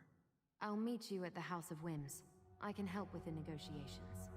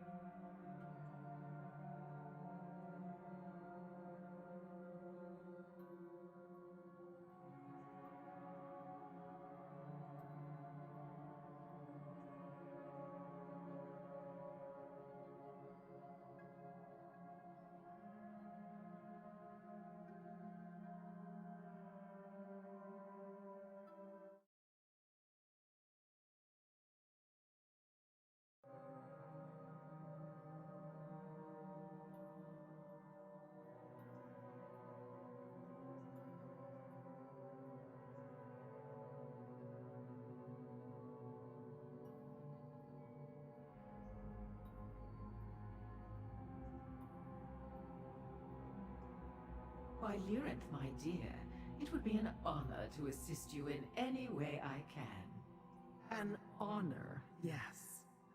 Mortals, show Wim the note.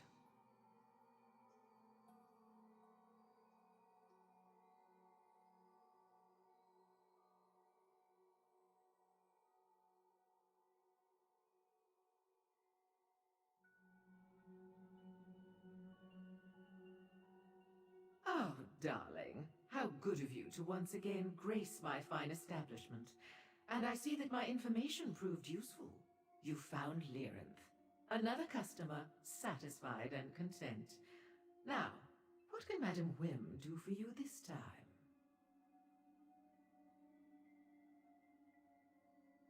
While I have many, many talents, deciphering written codes concocted by fanatical mortals is not among them. Are you sure I can't interest you in something a little more luscious? No? Pity. Very well. I may know someone who can help you.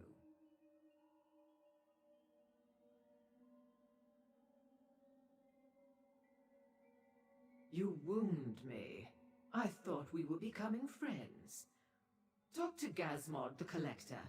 His villa on the west side of town contains quite the accumulation of Daegonic paraphernalia. Something in his collection should help, provided you can catch his eye.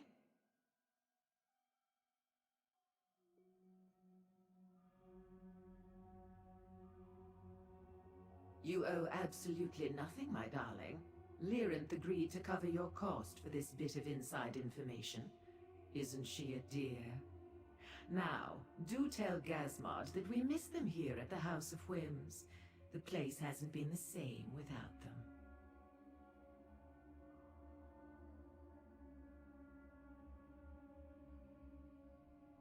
Oh, don't concern yourself with that, dearest one.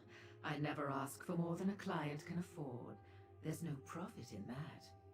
When you have time, come back and let Madam Whim show you some of the wares that have made her the talk of Oblivion. Go downstairs and rouse the anchorite. We'll want her with us when we talk to this collector. Was Madam Whim Meanwhile, helpful? I need to conclude Grab a our drink business and tell here. me all about it. Conclude our business? How I love the sound of that. It makes me all a twitter. I'm not here to play games, Whim. But games are some of my favorite activities, dear Lyrinth. Come, let me show you what the House of Whims has to offer.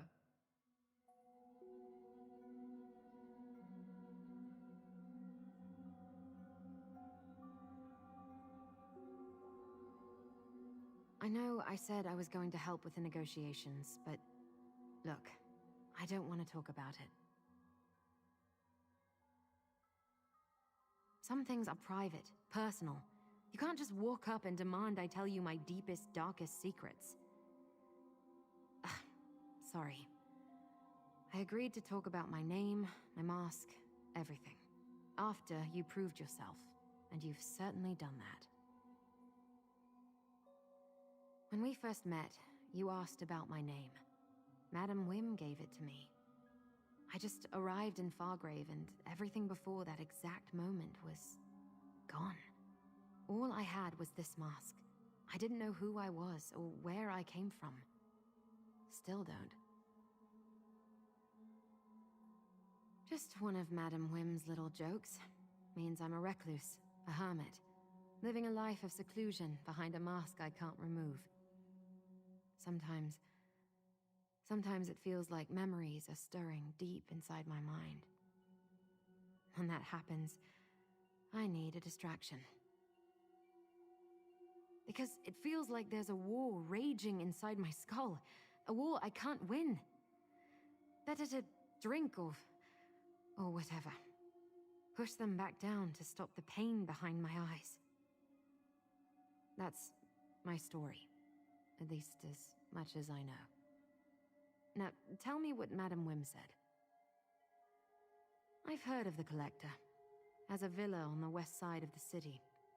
Never met them personally, but I assume they're some sort of Daedra. Makes sense considering their influence and where they live. I'll meet you there. I'll finish this and meet you at the Collector's villa. It's on the west side, in a neighborhood that's strictly Daedric. So be careful, and watch your step until I get there.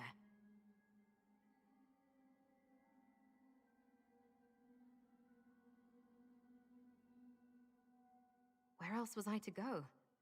I assumed I awoke in Fargrave for a reason. I stayed to find that reason. And to see if whoever left me here would one day return. Regardless, The city and its people quickly captured my heart, especially the mortals.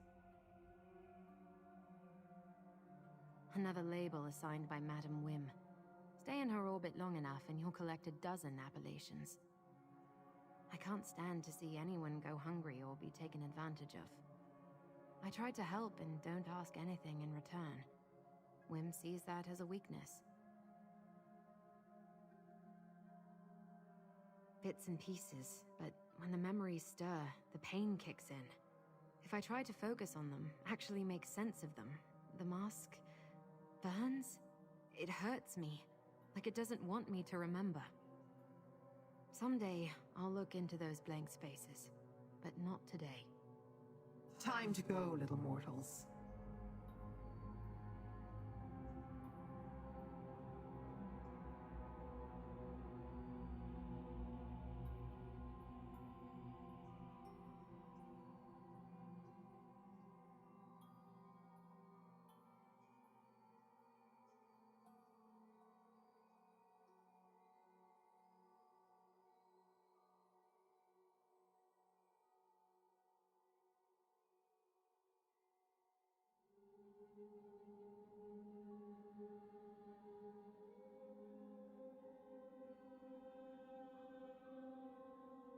A brief rest, that's all I ask.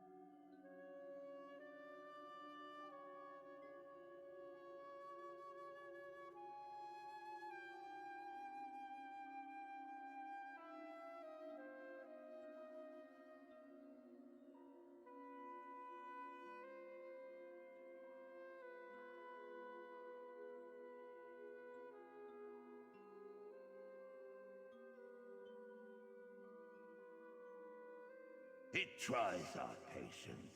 This monstrosity will destroy it.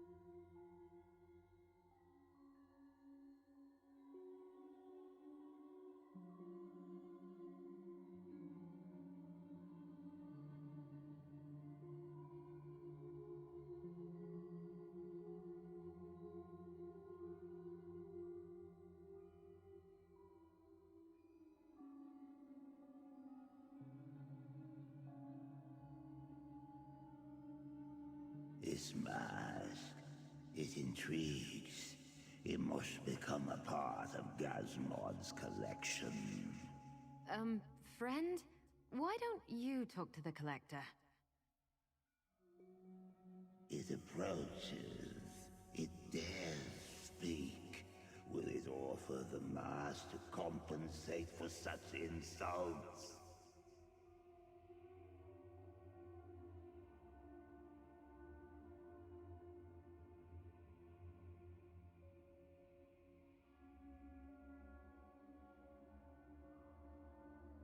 It invokes Madam Whim. wants what belongs to Gazmod and Gazmod alone. It is presumptuous.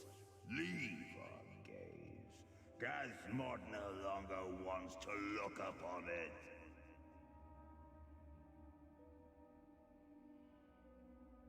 I meant no insult by having my mortal speak to you, Collector. We merely seek to borrow a Daedric codebreaker. Since you're clearly interested, I'll allow you to examine my mask. No, the Aarox must not leave the gallery. But Gazmod will peer at its mask. This way, mask wearer. Come, little mortal. We must find the Aarox. Perhaps the gallery is beyond that door.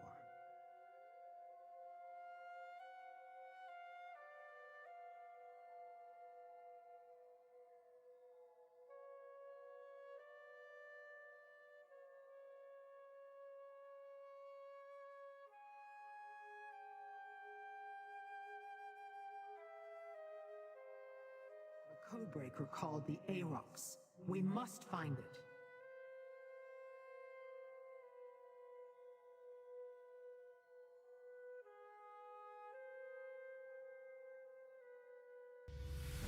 It appears not all of Gazmod's collection consists of relics. It dares enter our collection. Does it not know we see through many eyes? Get back, you fetcher!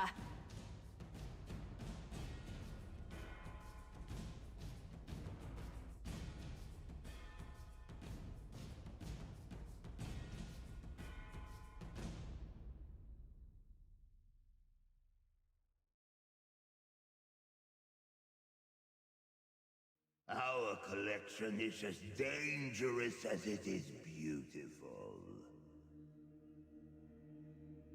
Perhaps the Daedric relics lie beyond that door. This gallery contains but a single display. See what it is, mortal. Few things that walk the Deadlands can hear the name of Aarox, the Mutilator, and not soil themselves.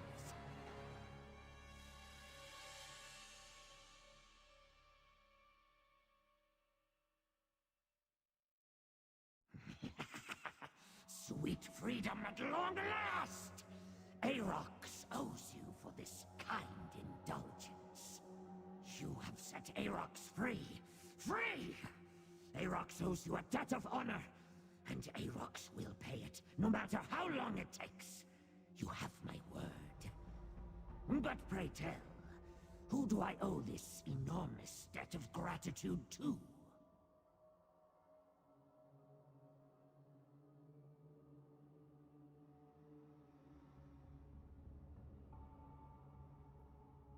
Question not this pitiable form, mortal, for within it beats the heart of the terror of the Deadlands, the sunderer of the seven skies, and the warrior of the floating wastes.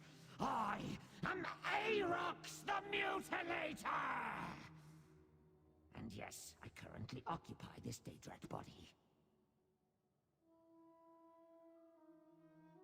Daedric codes. Easy as ripping the ears off a banekin. Aarox is fluent in the many tongues of the Deadlands. No code can hide its meaning from the Mutilator's eyes. Speaking of eyes, we should leave this place before the Collector looks this way.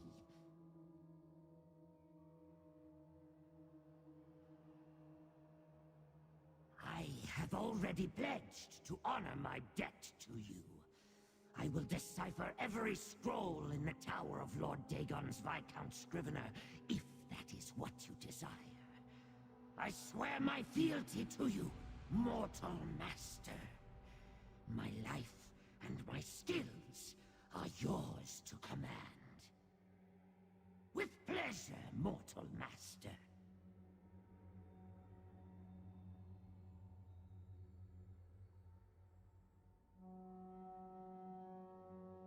Your pack is perfect, Master. And I found the encoded note. I will work on translating it forthwith. We have a Daedrat. Wonderful. Now let's find the anchorite and depart this place. Hey, a little help here? That floating sack of eyes wants to make me a permanent part of their collection.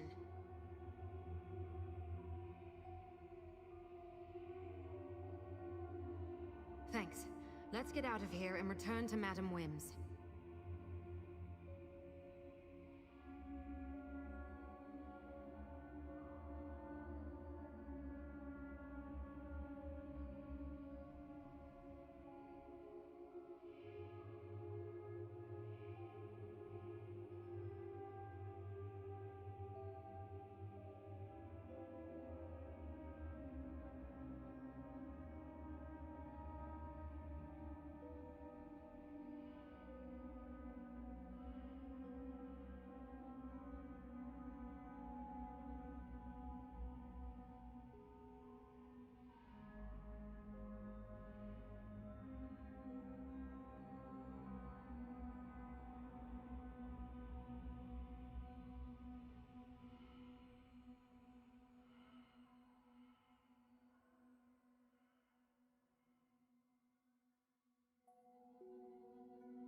I was tired of walking anyway.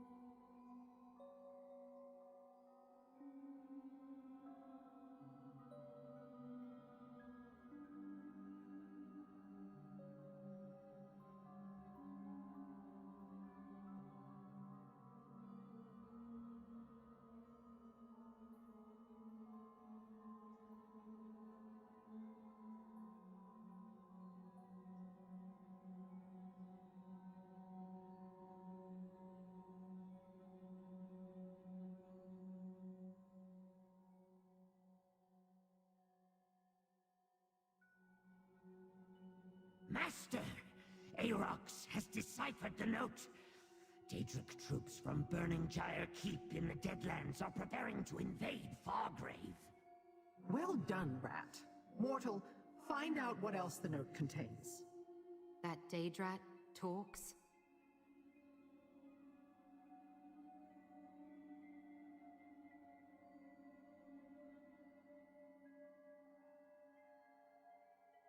I'm still coming to grips with the fact that you're getting vital information from a talking Daedrat, so don't look at me. Find out what else the encoded note said. And maybe Lyrinth knows something about Burning Gyre Keep.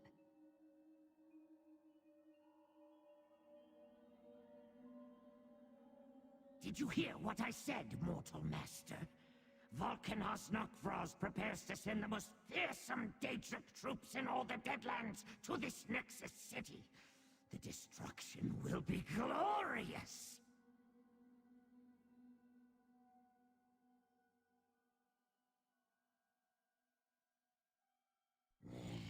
It is addressed to some despicable cur named Sister Seldina. A weak-sounding mortal name if ever I heard one. Why one of Mehrunes Dagon's most powerful warlords, not as powerful as Arox, mind you, would deign to aid a weak-named mortal baffles me. Yes, right. Troops stand ready at Burning Gyre Keep. Send word when Fargrave's defenses fall, and the invasion will begin. Dremora blades will take the city, not your incarnates. That is every word, Mortal Master, whose name is in no way weak.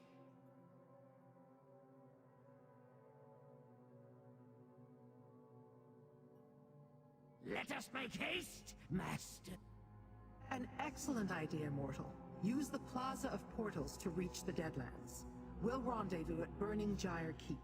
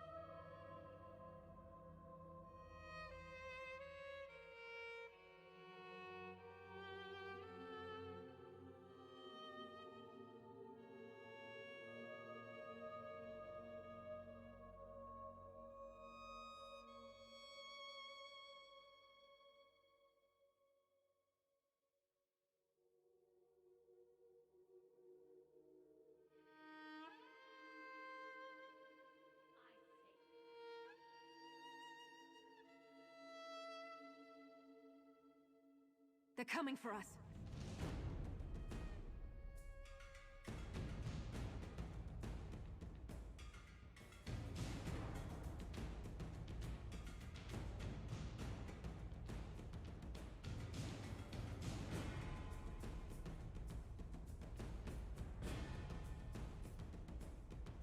I never used to fight this much, until I met you.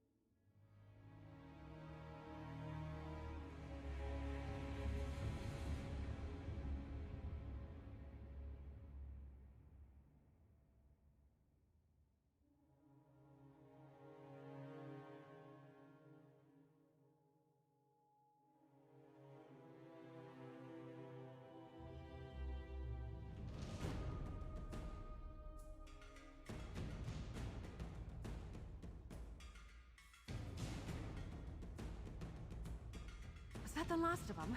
Oh, thank feck.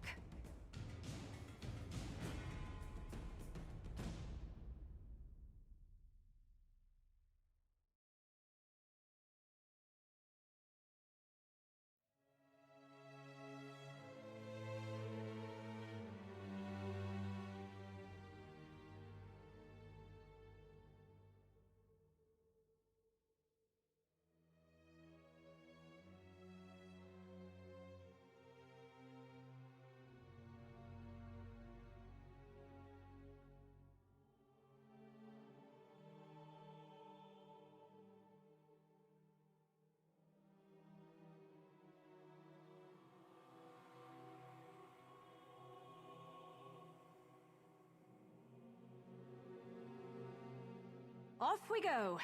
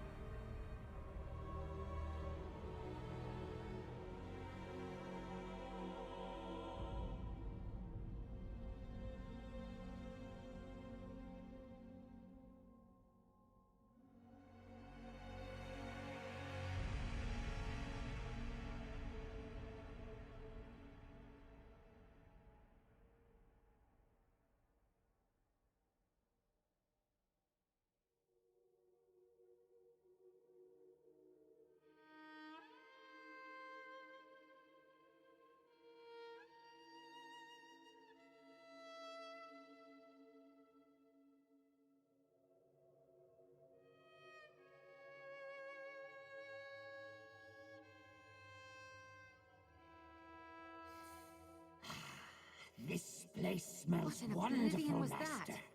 that? Great power was just unleashed inside the keep. Hurry, mortals. We must see what's going on inside.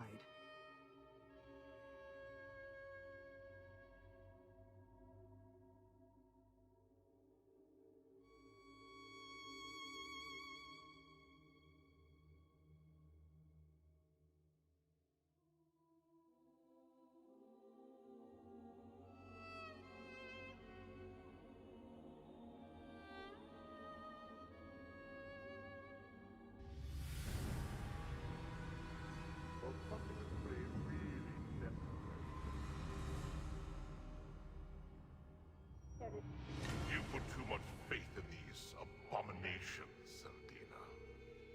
With the Riven Cataclysm, Fargrave will fall. And then Nirn. They chased you out of Fargrave. I really don't like your How odds. many more failures must you endure, Saldina? Careful, Nok'Raz, or perhaps I'll point my incarnate in your direction. A blade bearer weapon. Here, examine it. It is the blade bearer's crest. This is not their fortress. Why would that broken sword be here?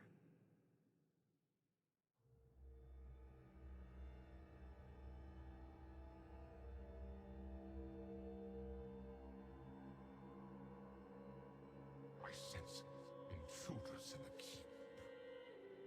Lyrinth and her minions. Incarnate, destroy them! Deal with the incarnate, mortal. I shall do what I can to weaken it for you.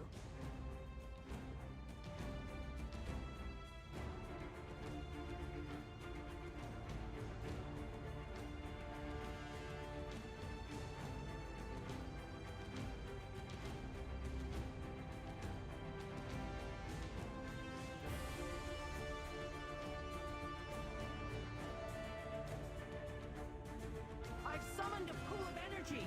Go into it.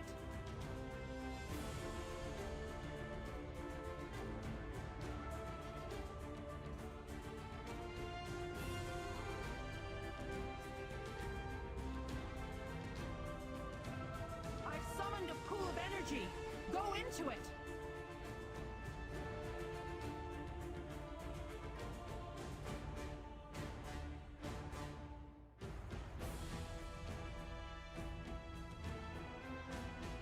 I think you got their attention.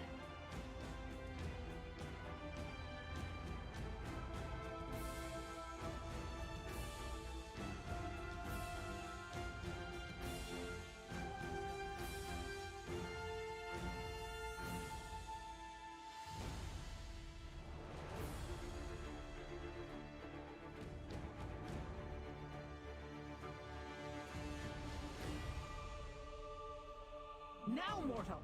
Go to one of my energy pools!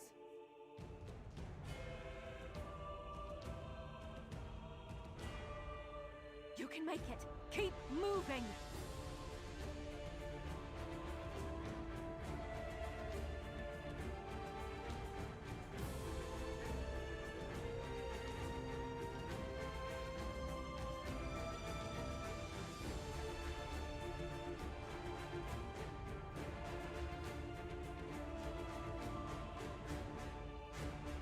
Now, mortal!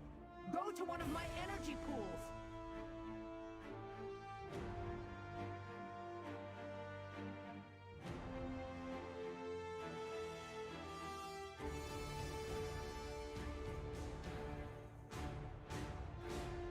Now, mortal! Go to one of my energy pools!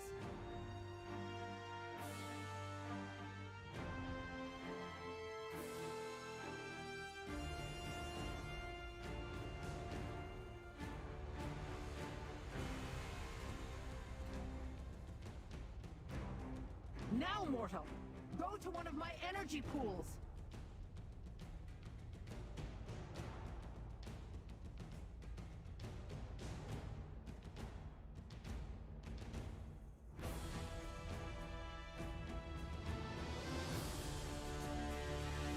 The incarnate failed, Zaldina. You failed. Again! You see failure, I see opportunity. Let's head to the Riven Cataclysm. I have a legion of incarnates to create. We should leave too! Quickly, mortals! Into the portal!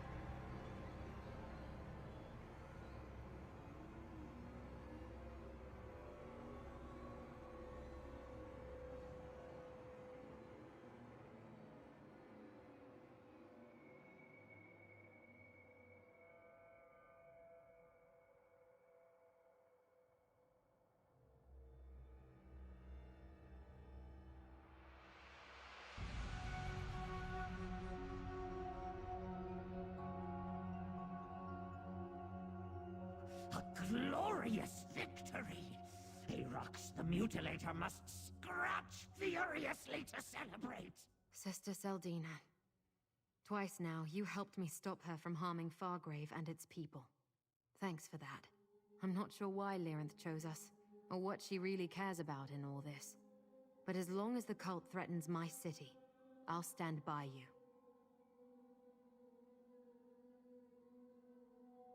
Yeah, I heard. I may not remember who I am or where I came from, but I found a purpose in Fargrave. That's what keeps me going. Protecting the city and its people. I won't rest until we stop Sister Seldina and the Order of the Waking Flame. We stopped Seldina's ritual and forced her to retreat to Burning Gyre Keep.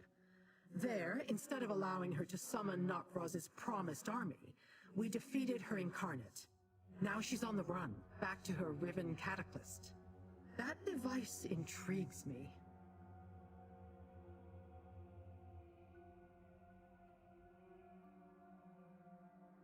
And do not forget that Nirn is her ultimate target, little mortal. She plans to use Fargrave to sacrifice your realm to Dagon.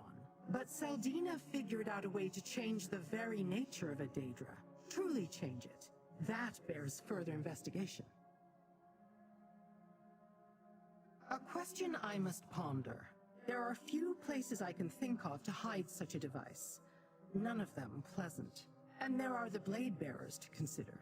Why was their sword in the keep? For now, take this as a reward. That is the mortal custom, yes? Are you ready to resume our hunt for the Riven Cataclysm, little mortal? I assumed you'd want time to sample Madame Wim's delights, or explore the splendors of Fargrave. No? Very well. Let us go before more incarnates are unleashed upon the city.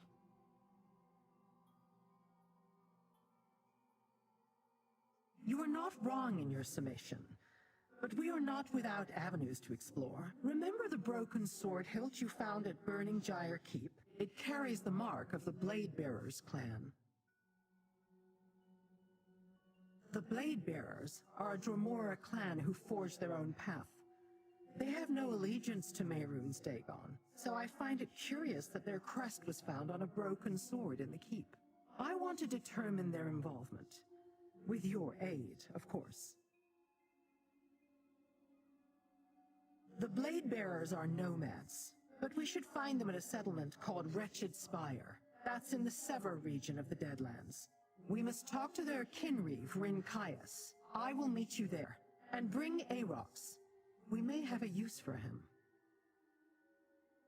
Rincaius is a kinreeve of the Blade Bearers, a clan of nomadic Dromora who bow to no prince.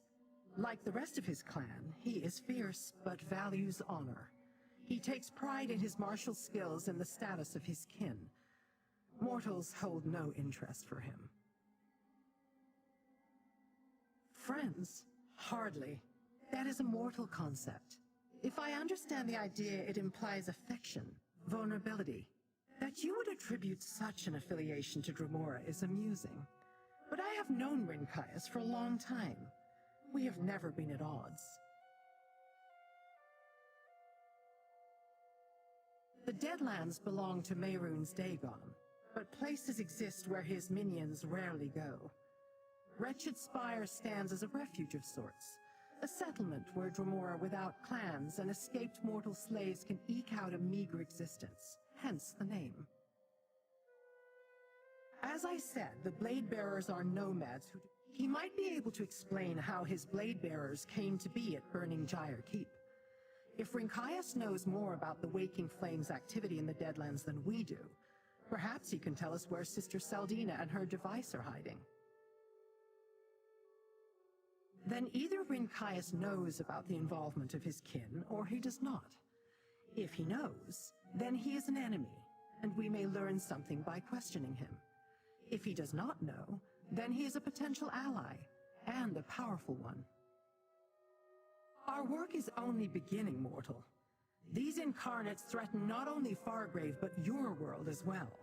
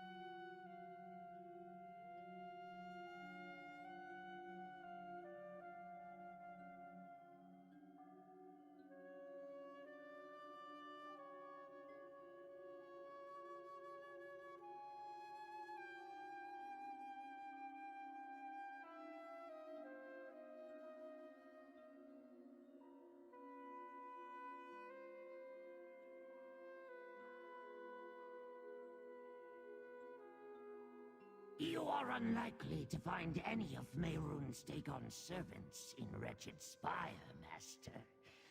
Long ago, the Prince of Destruction commanded that no Daedra among his legions should look upon that place, or even speak of it. He was quite insistent.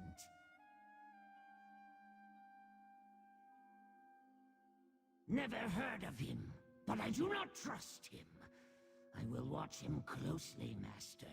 Sniff out his intentions. I have a keen sense of smell in this otherwise pathetic form. I'd prefer to be huge and powerful again, of course, but this form has some uses.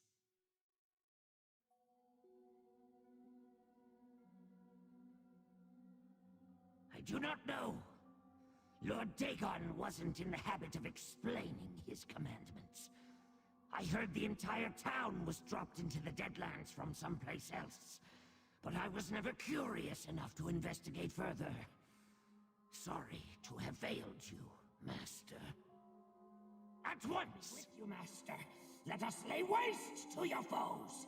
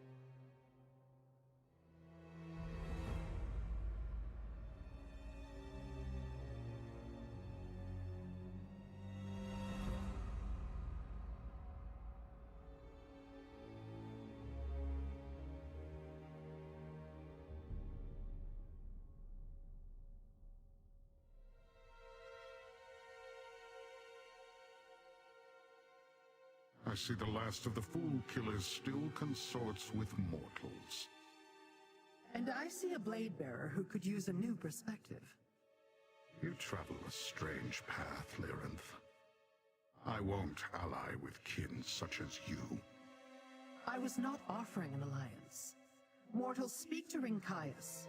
Tell him about burning Gyre Keep. Mortals in the Deadlands exist only at Mehrunes Dagon's sufferance. They grovel in his cult, toil as his slaves, or skulk and hide in places such as this, in the hope he will forget about them. Which are you? And why do you seek the Blade Bearers?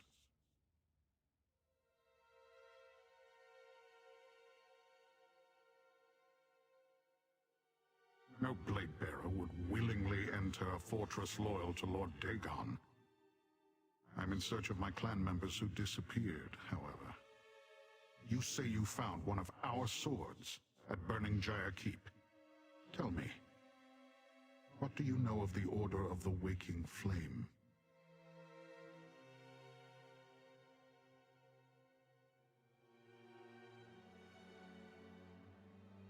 An audacious plan?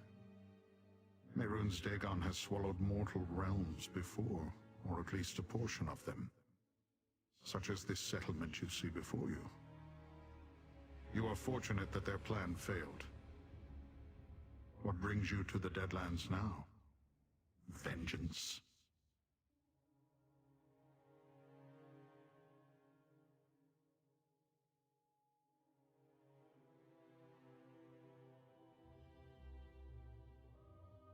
If Dagon's servants struck down my kin to protect this device, I will punish them.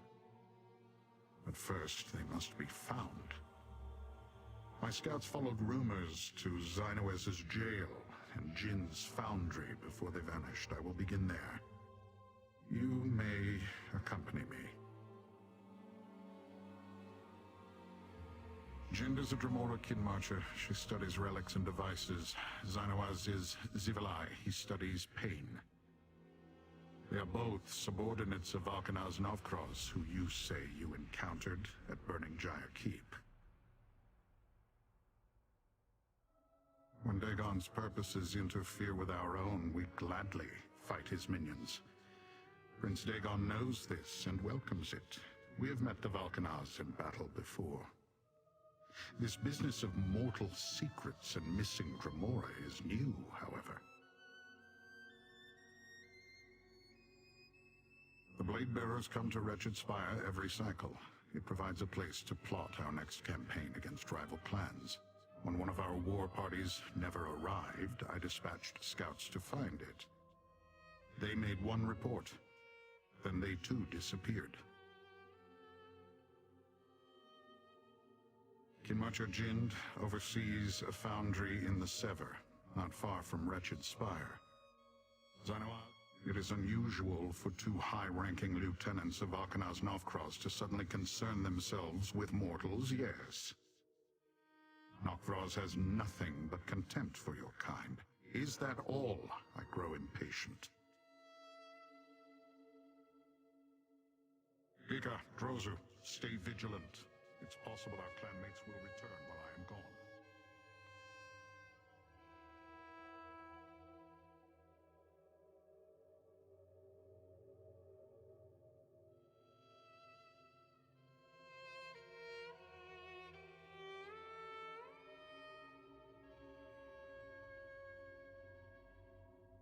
The mortal appears.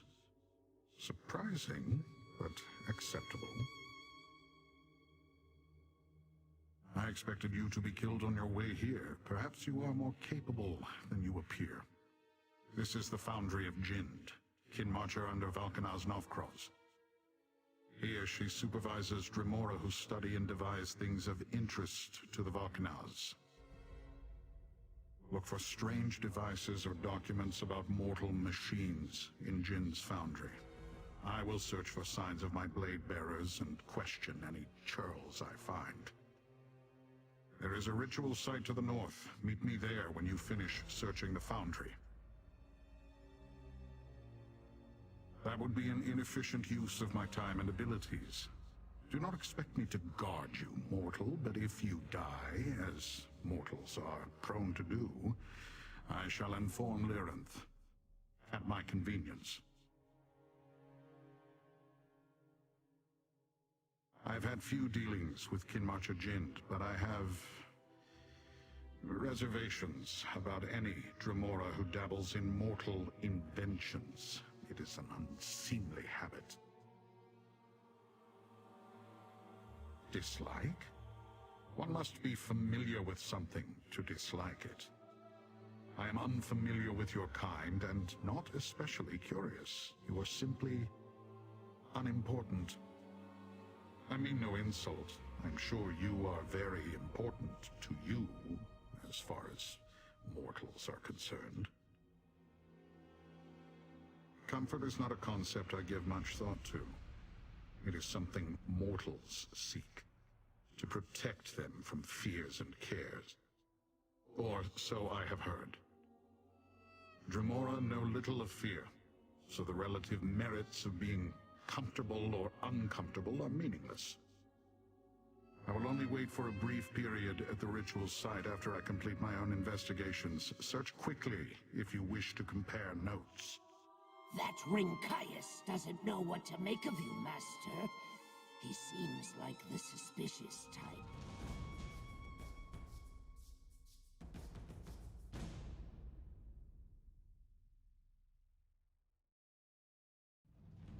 Vec, I hope you're watching.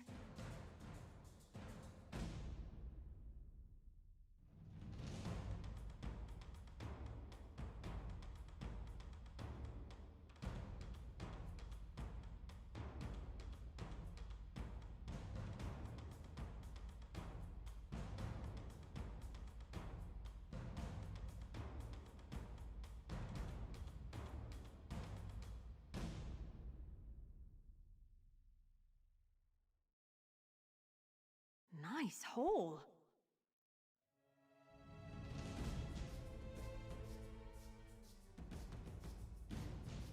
Maybe I should have joined the buoyant armigers.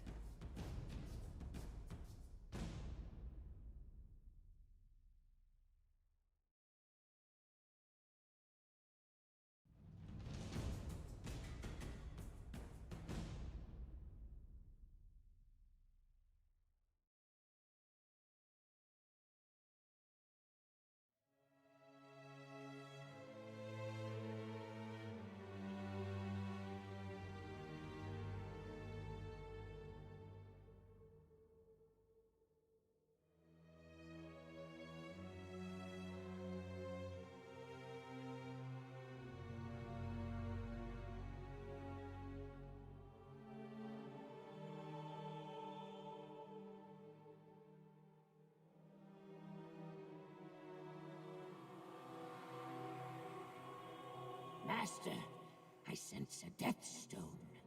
If you find it, there it is.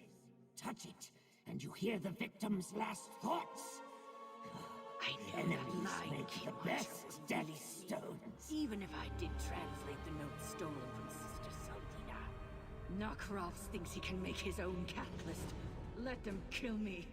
He'll never match Sister Saldina's brilliance. Whew, that was a bit of a warm-up. Ah, Nokvraz seeks to undermine the mortal Saldina. Two factions vying for Lord Dagon's favor. Let us hope for rivers of blood.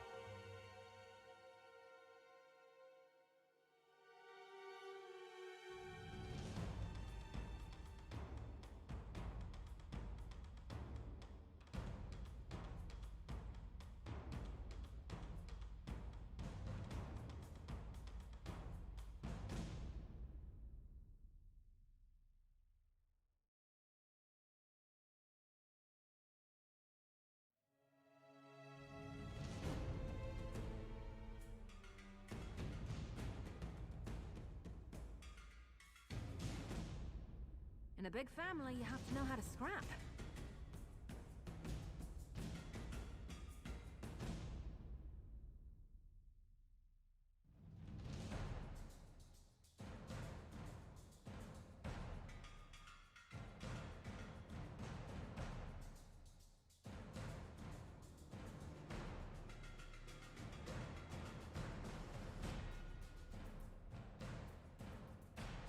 Would it kill them to run away?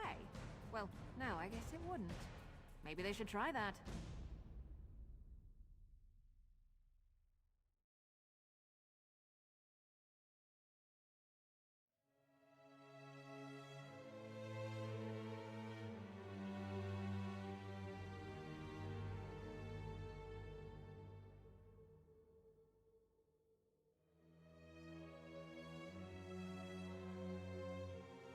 I guess this is a fight now.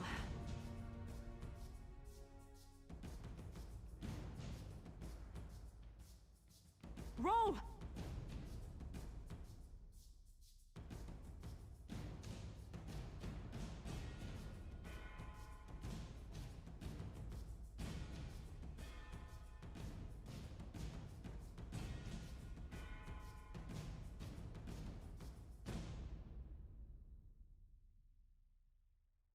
Why do we need so many prisoners?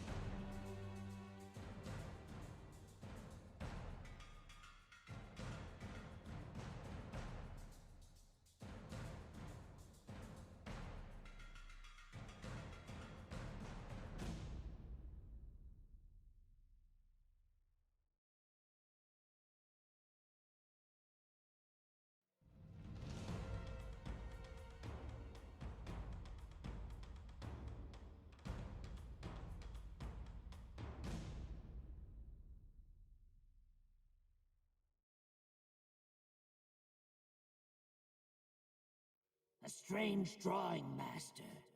Does Jind intend to construct this thing?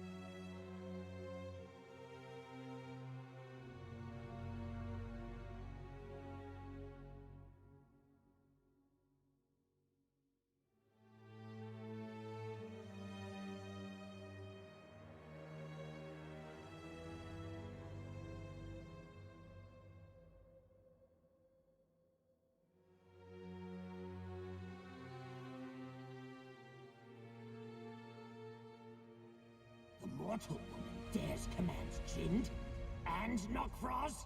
Arrogant. Why does she need so many Dremora?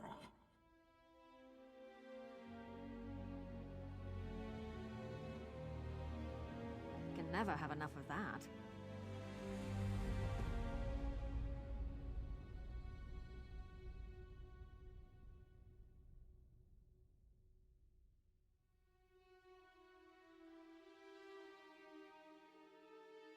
Let's ride!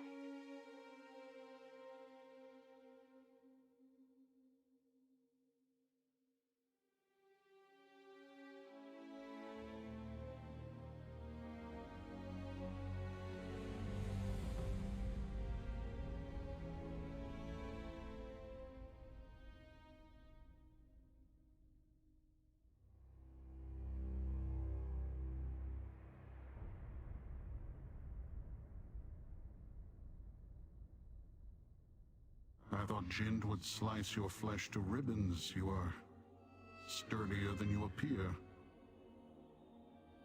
Mortals have too many expressions. Your face tells me nothing. Did you find anything at the Foundry, or did you fail at your task?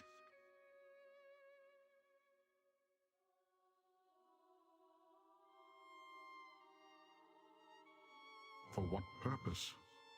Prince Dagon commanded Valknaz Novkroz and his subordinates to assist the mortals of his waking flame cult. Or so I heard. If the mortals devised a tool for the prince's use, why would the Valknaz need one of his own?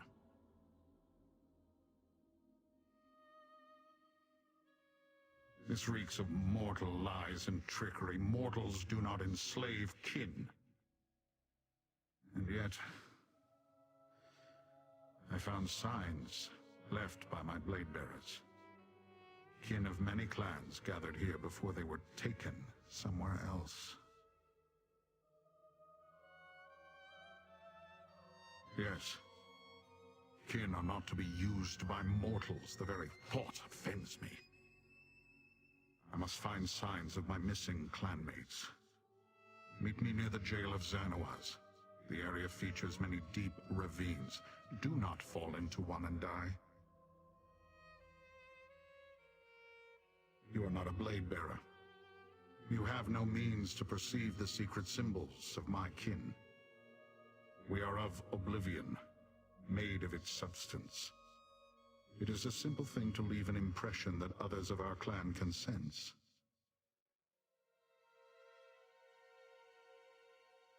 We are blade bearers. All the kin of my clan are pact bound one to another. The clan pact unites us in purpose, attunes us to each other. I know my kin, and can see what they wish me to see, others cannot. It is a connection that can never be broken. The clan pact shapes us. It defines our essential nature. Blade Bearer is not an allegiance, it is what I am, what I ever will be. Should this form be destroyed, I will respawn in a new body. But the clan pact remains. We do not die, mortal. We will investigate the Zivilai, Xanawaz. I will meet you there, if you survive the journey.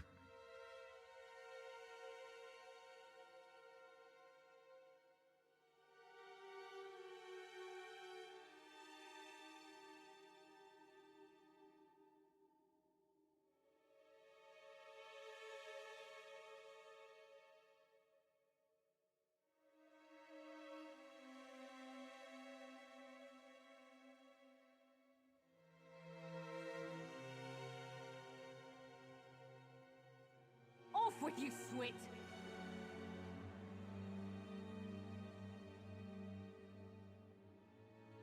Would it kill them to run away? Well, no, I guess it wouldn't. Maybe they should try that.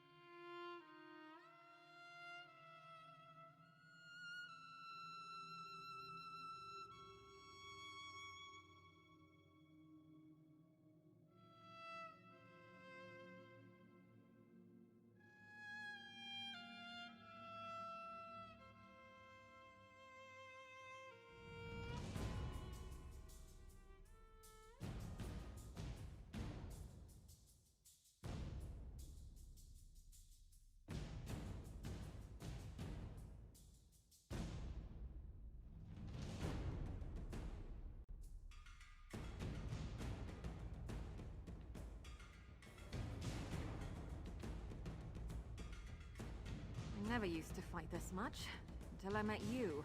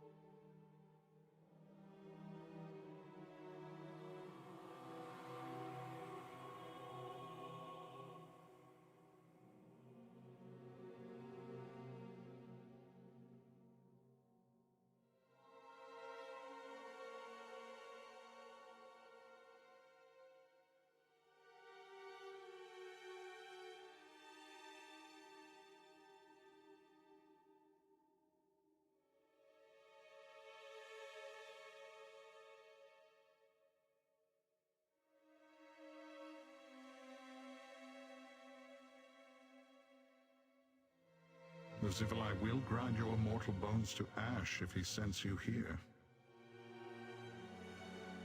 Xanawaz is one of Valknaz Novkroz's most fearsome underlings.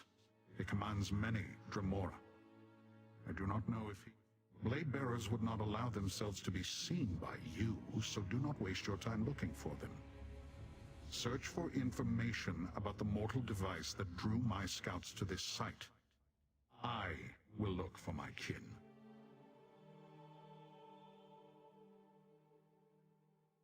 You exhaust me with all these questions. Are all mortals so uncertain? There is a scouts camp north of Xynoaz's jail. I will await you there, but do not dawdle. My patience is extremely limited.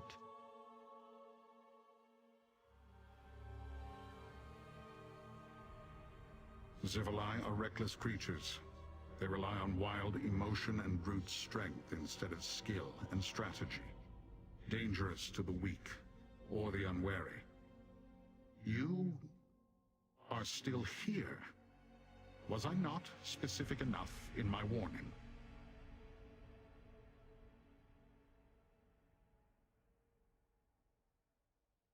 Zivali are rarely bound to any clan.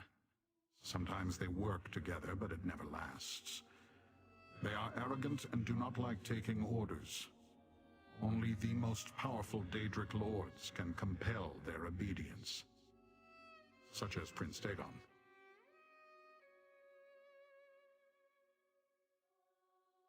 You infer too much. I do not like or dislike Zivali. They are difficult allies, undisciplined, quick to change course as their whims sway them. One cannot guess their goals because they do not know themselves. Much like mortals, it seems. The few I have seen are foolish, weak, or mad. There is no alliance with such creatures that would benefit my clan. Some Dremora see value in studying the doings of your kind, but not I. I leave that to Lyranth, the Fool Killer. That is the name of her clan, so to me she is Lyranth, the Fool Killer, just as I am Rinkaius, the Blade Bearer. Do you not have clan names where you come from? The earth concerns me. I cannot discern what she truly intends in these matters. Lyranth's curiosity leads her down murky paths. Her unseemly interest in you has lessened her. No, that is unfair. It has made her different. She is someone to be wary of. That is as true for mortals as it is for Dremora. Remember that. Stay alert, mortal. You seem to handle yourself well. But Xynoaz is dangerous.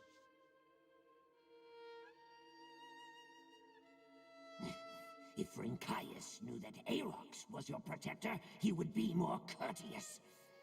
My wrath is legendary among the Dremora clans.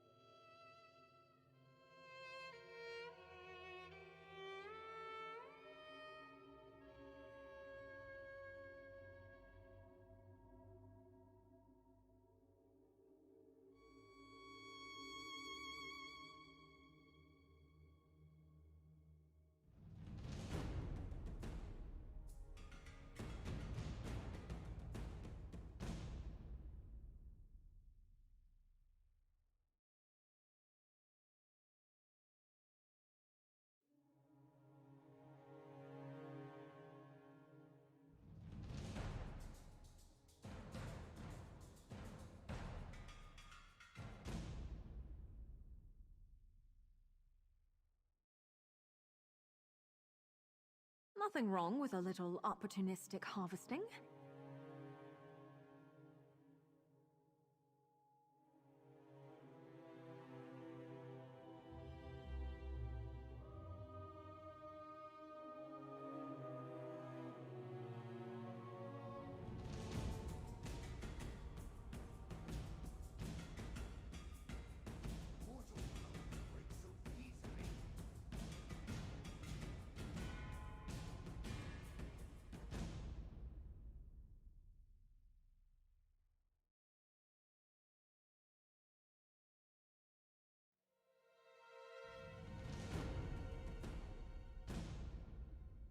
In a big family, you have to know how to scrap. I don't want to hurt you, but now I'm going to.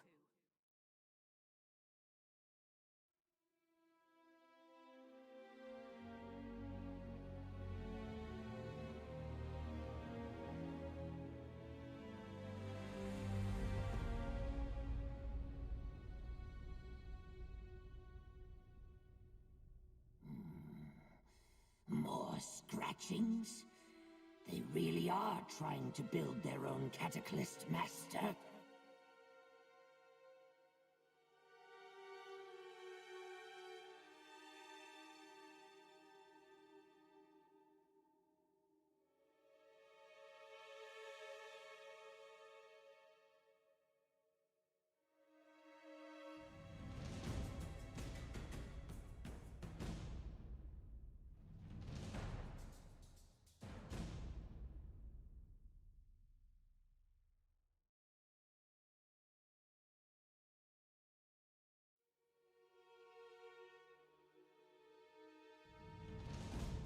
I think I'm getting good at this.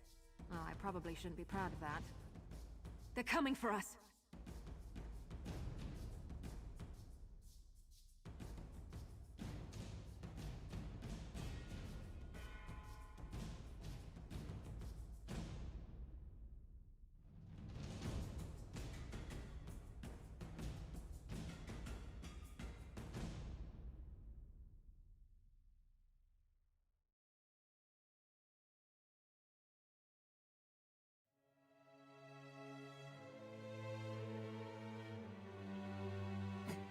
What a poorly crafted runic crux. Whatever ritual they plan to use it for will most likely fail.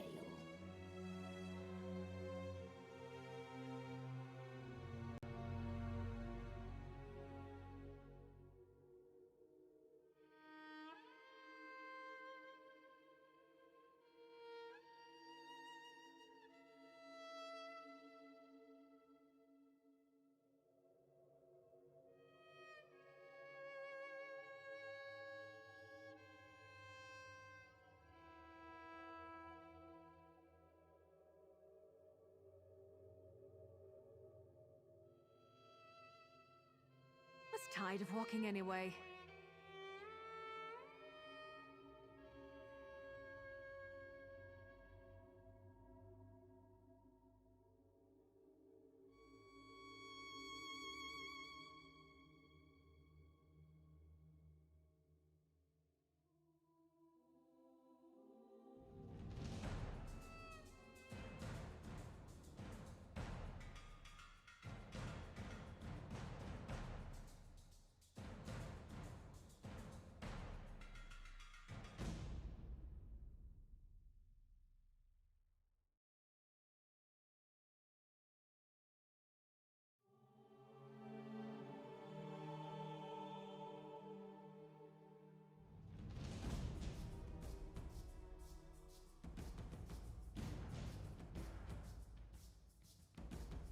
You know, I like to think I'm agreeable.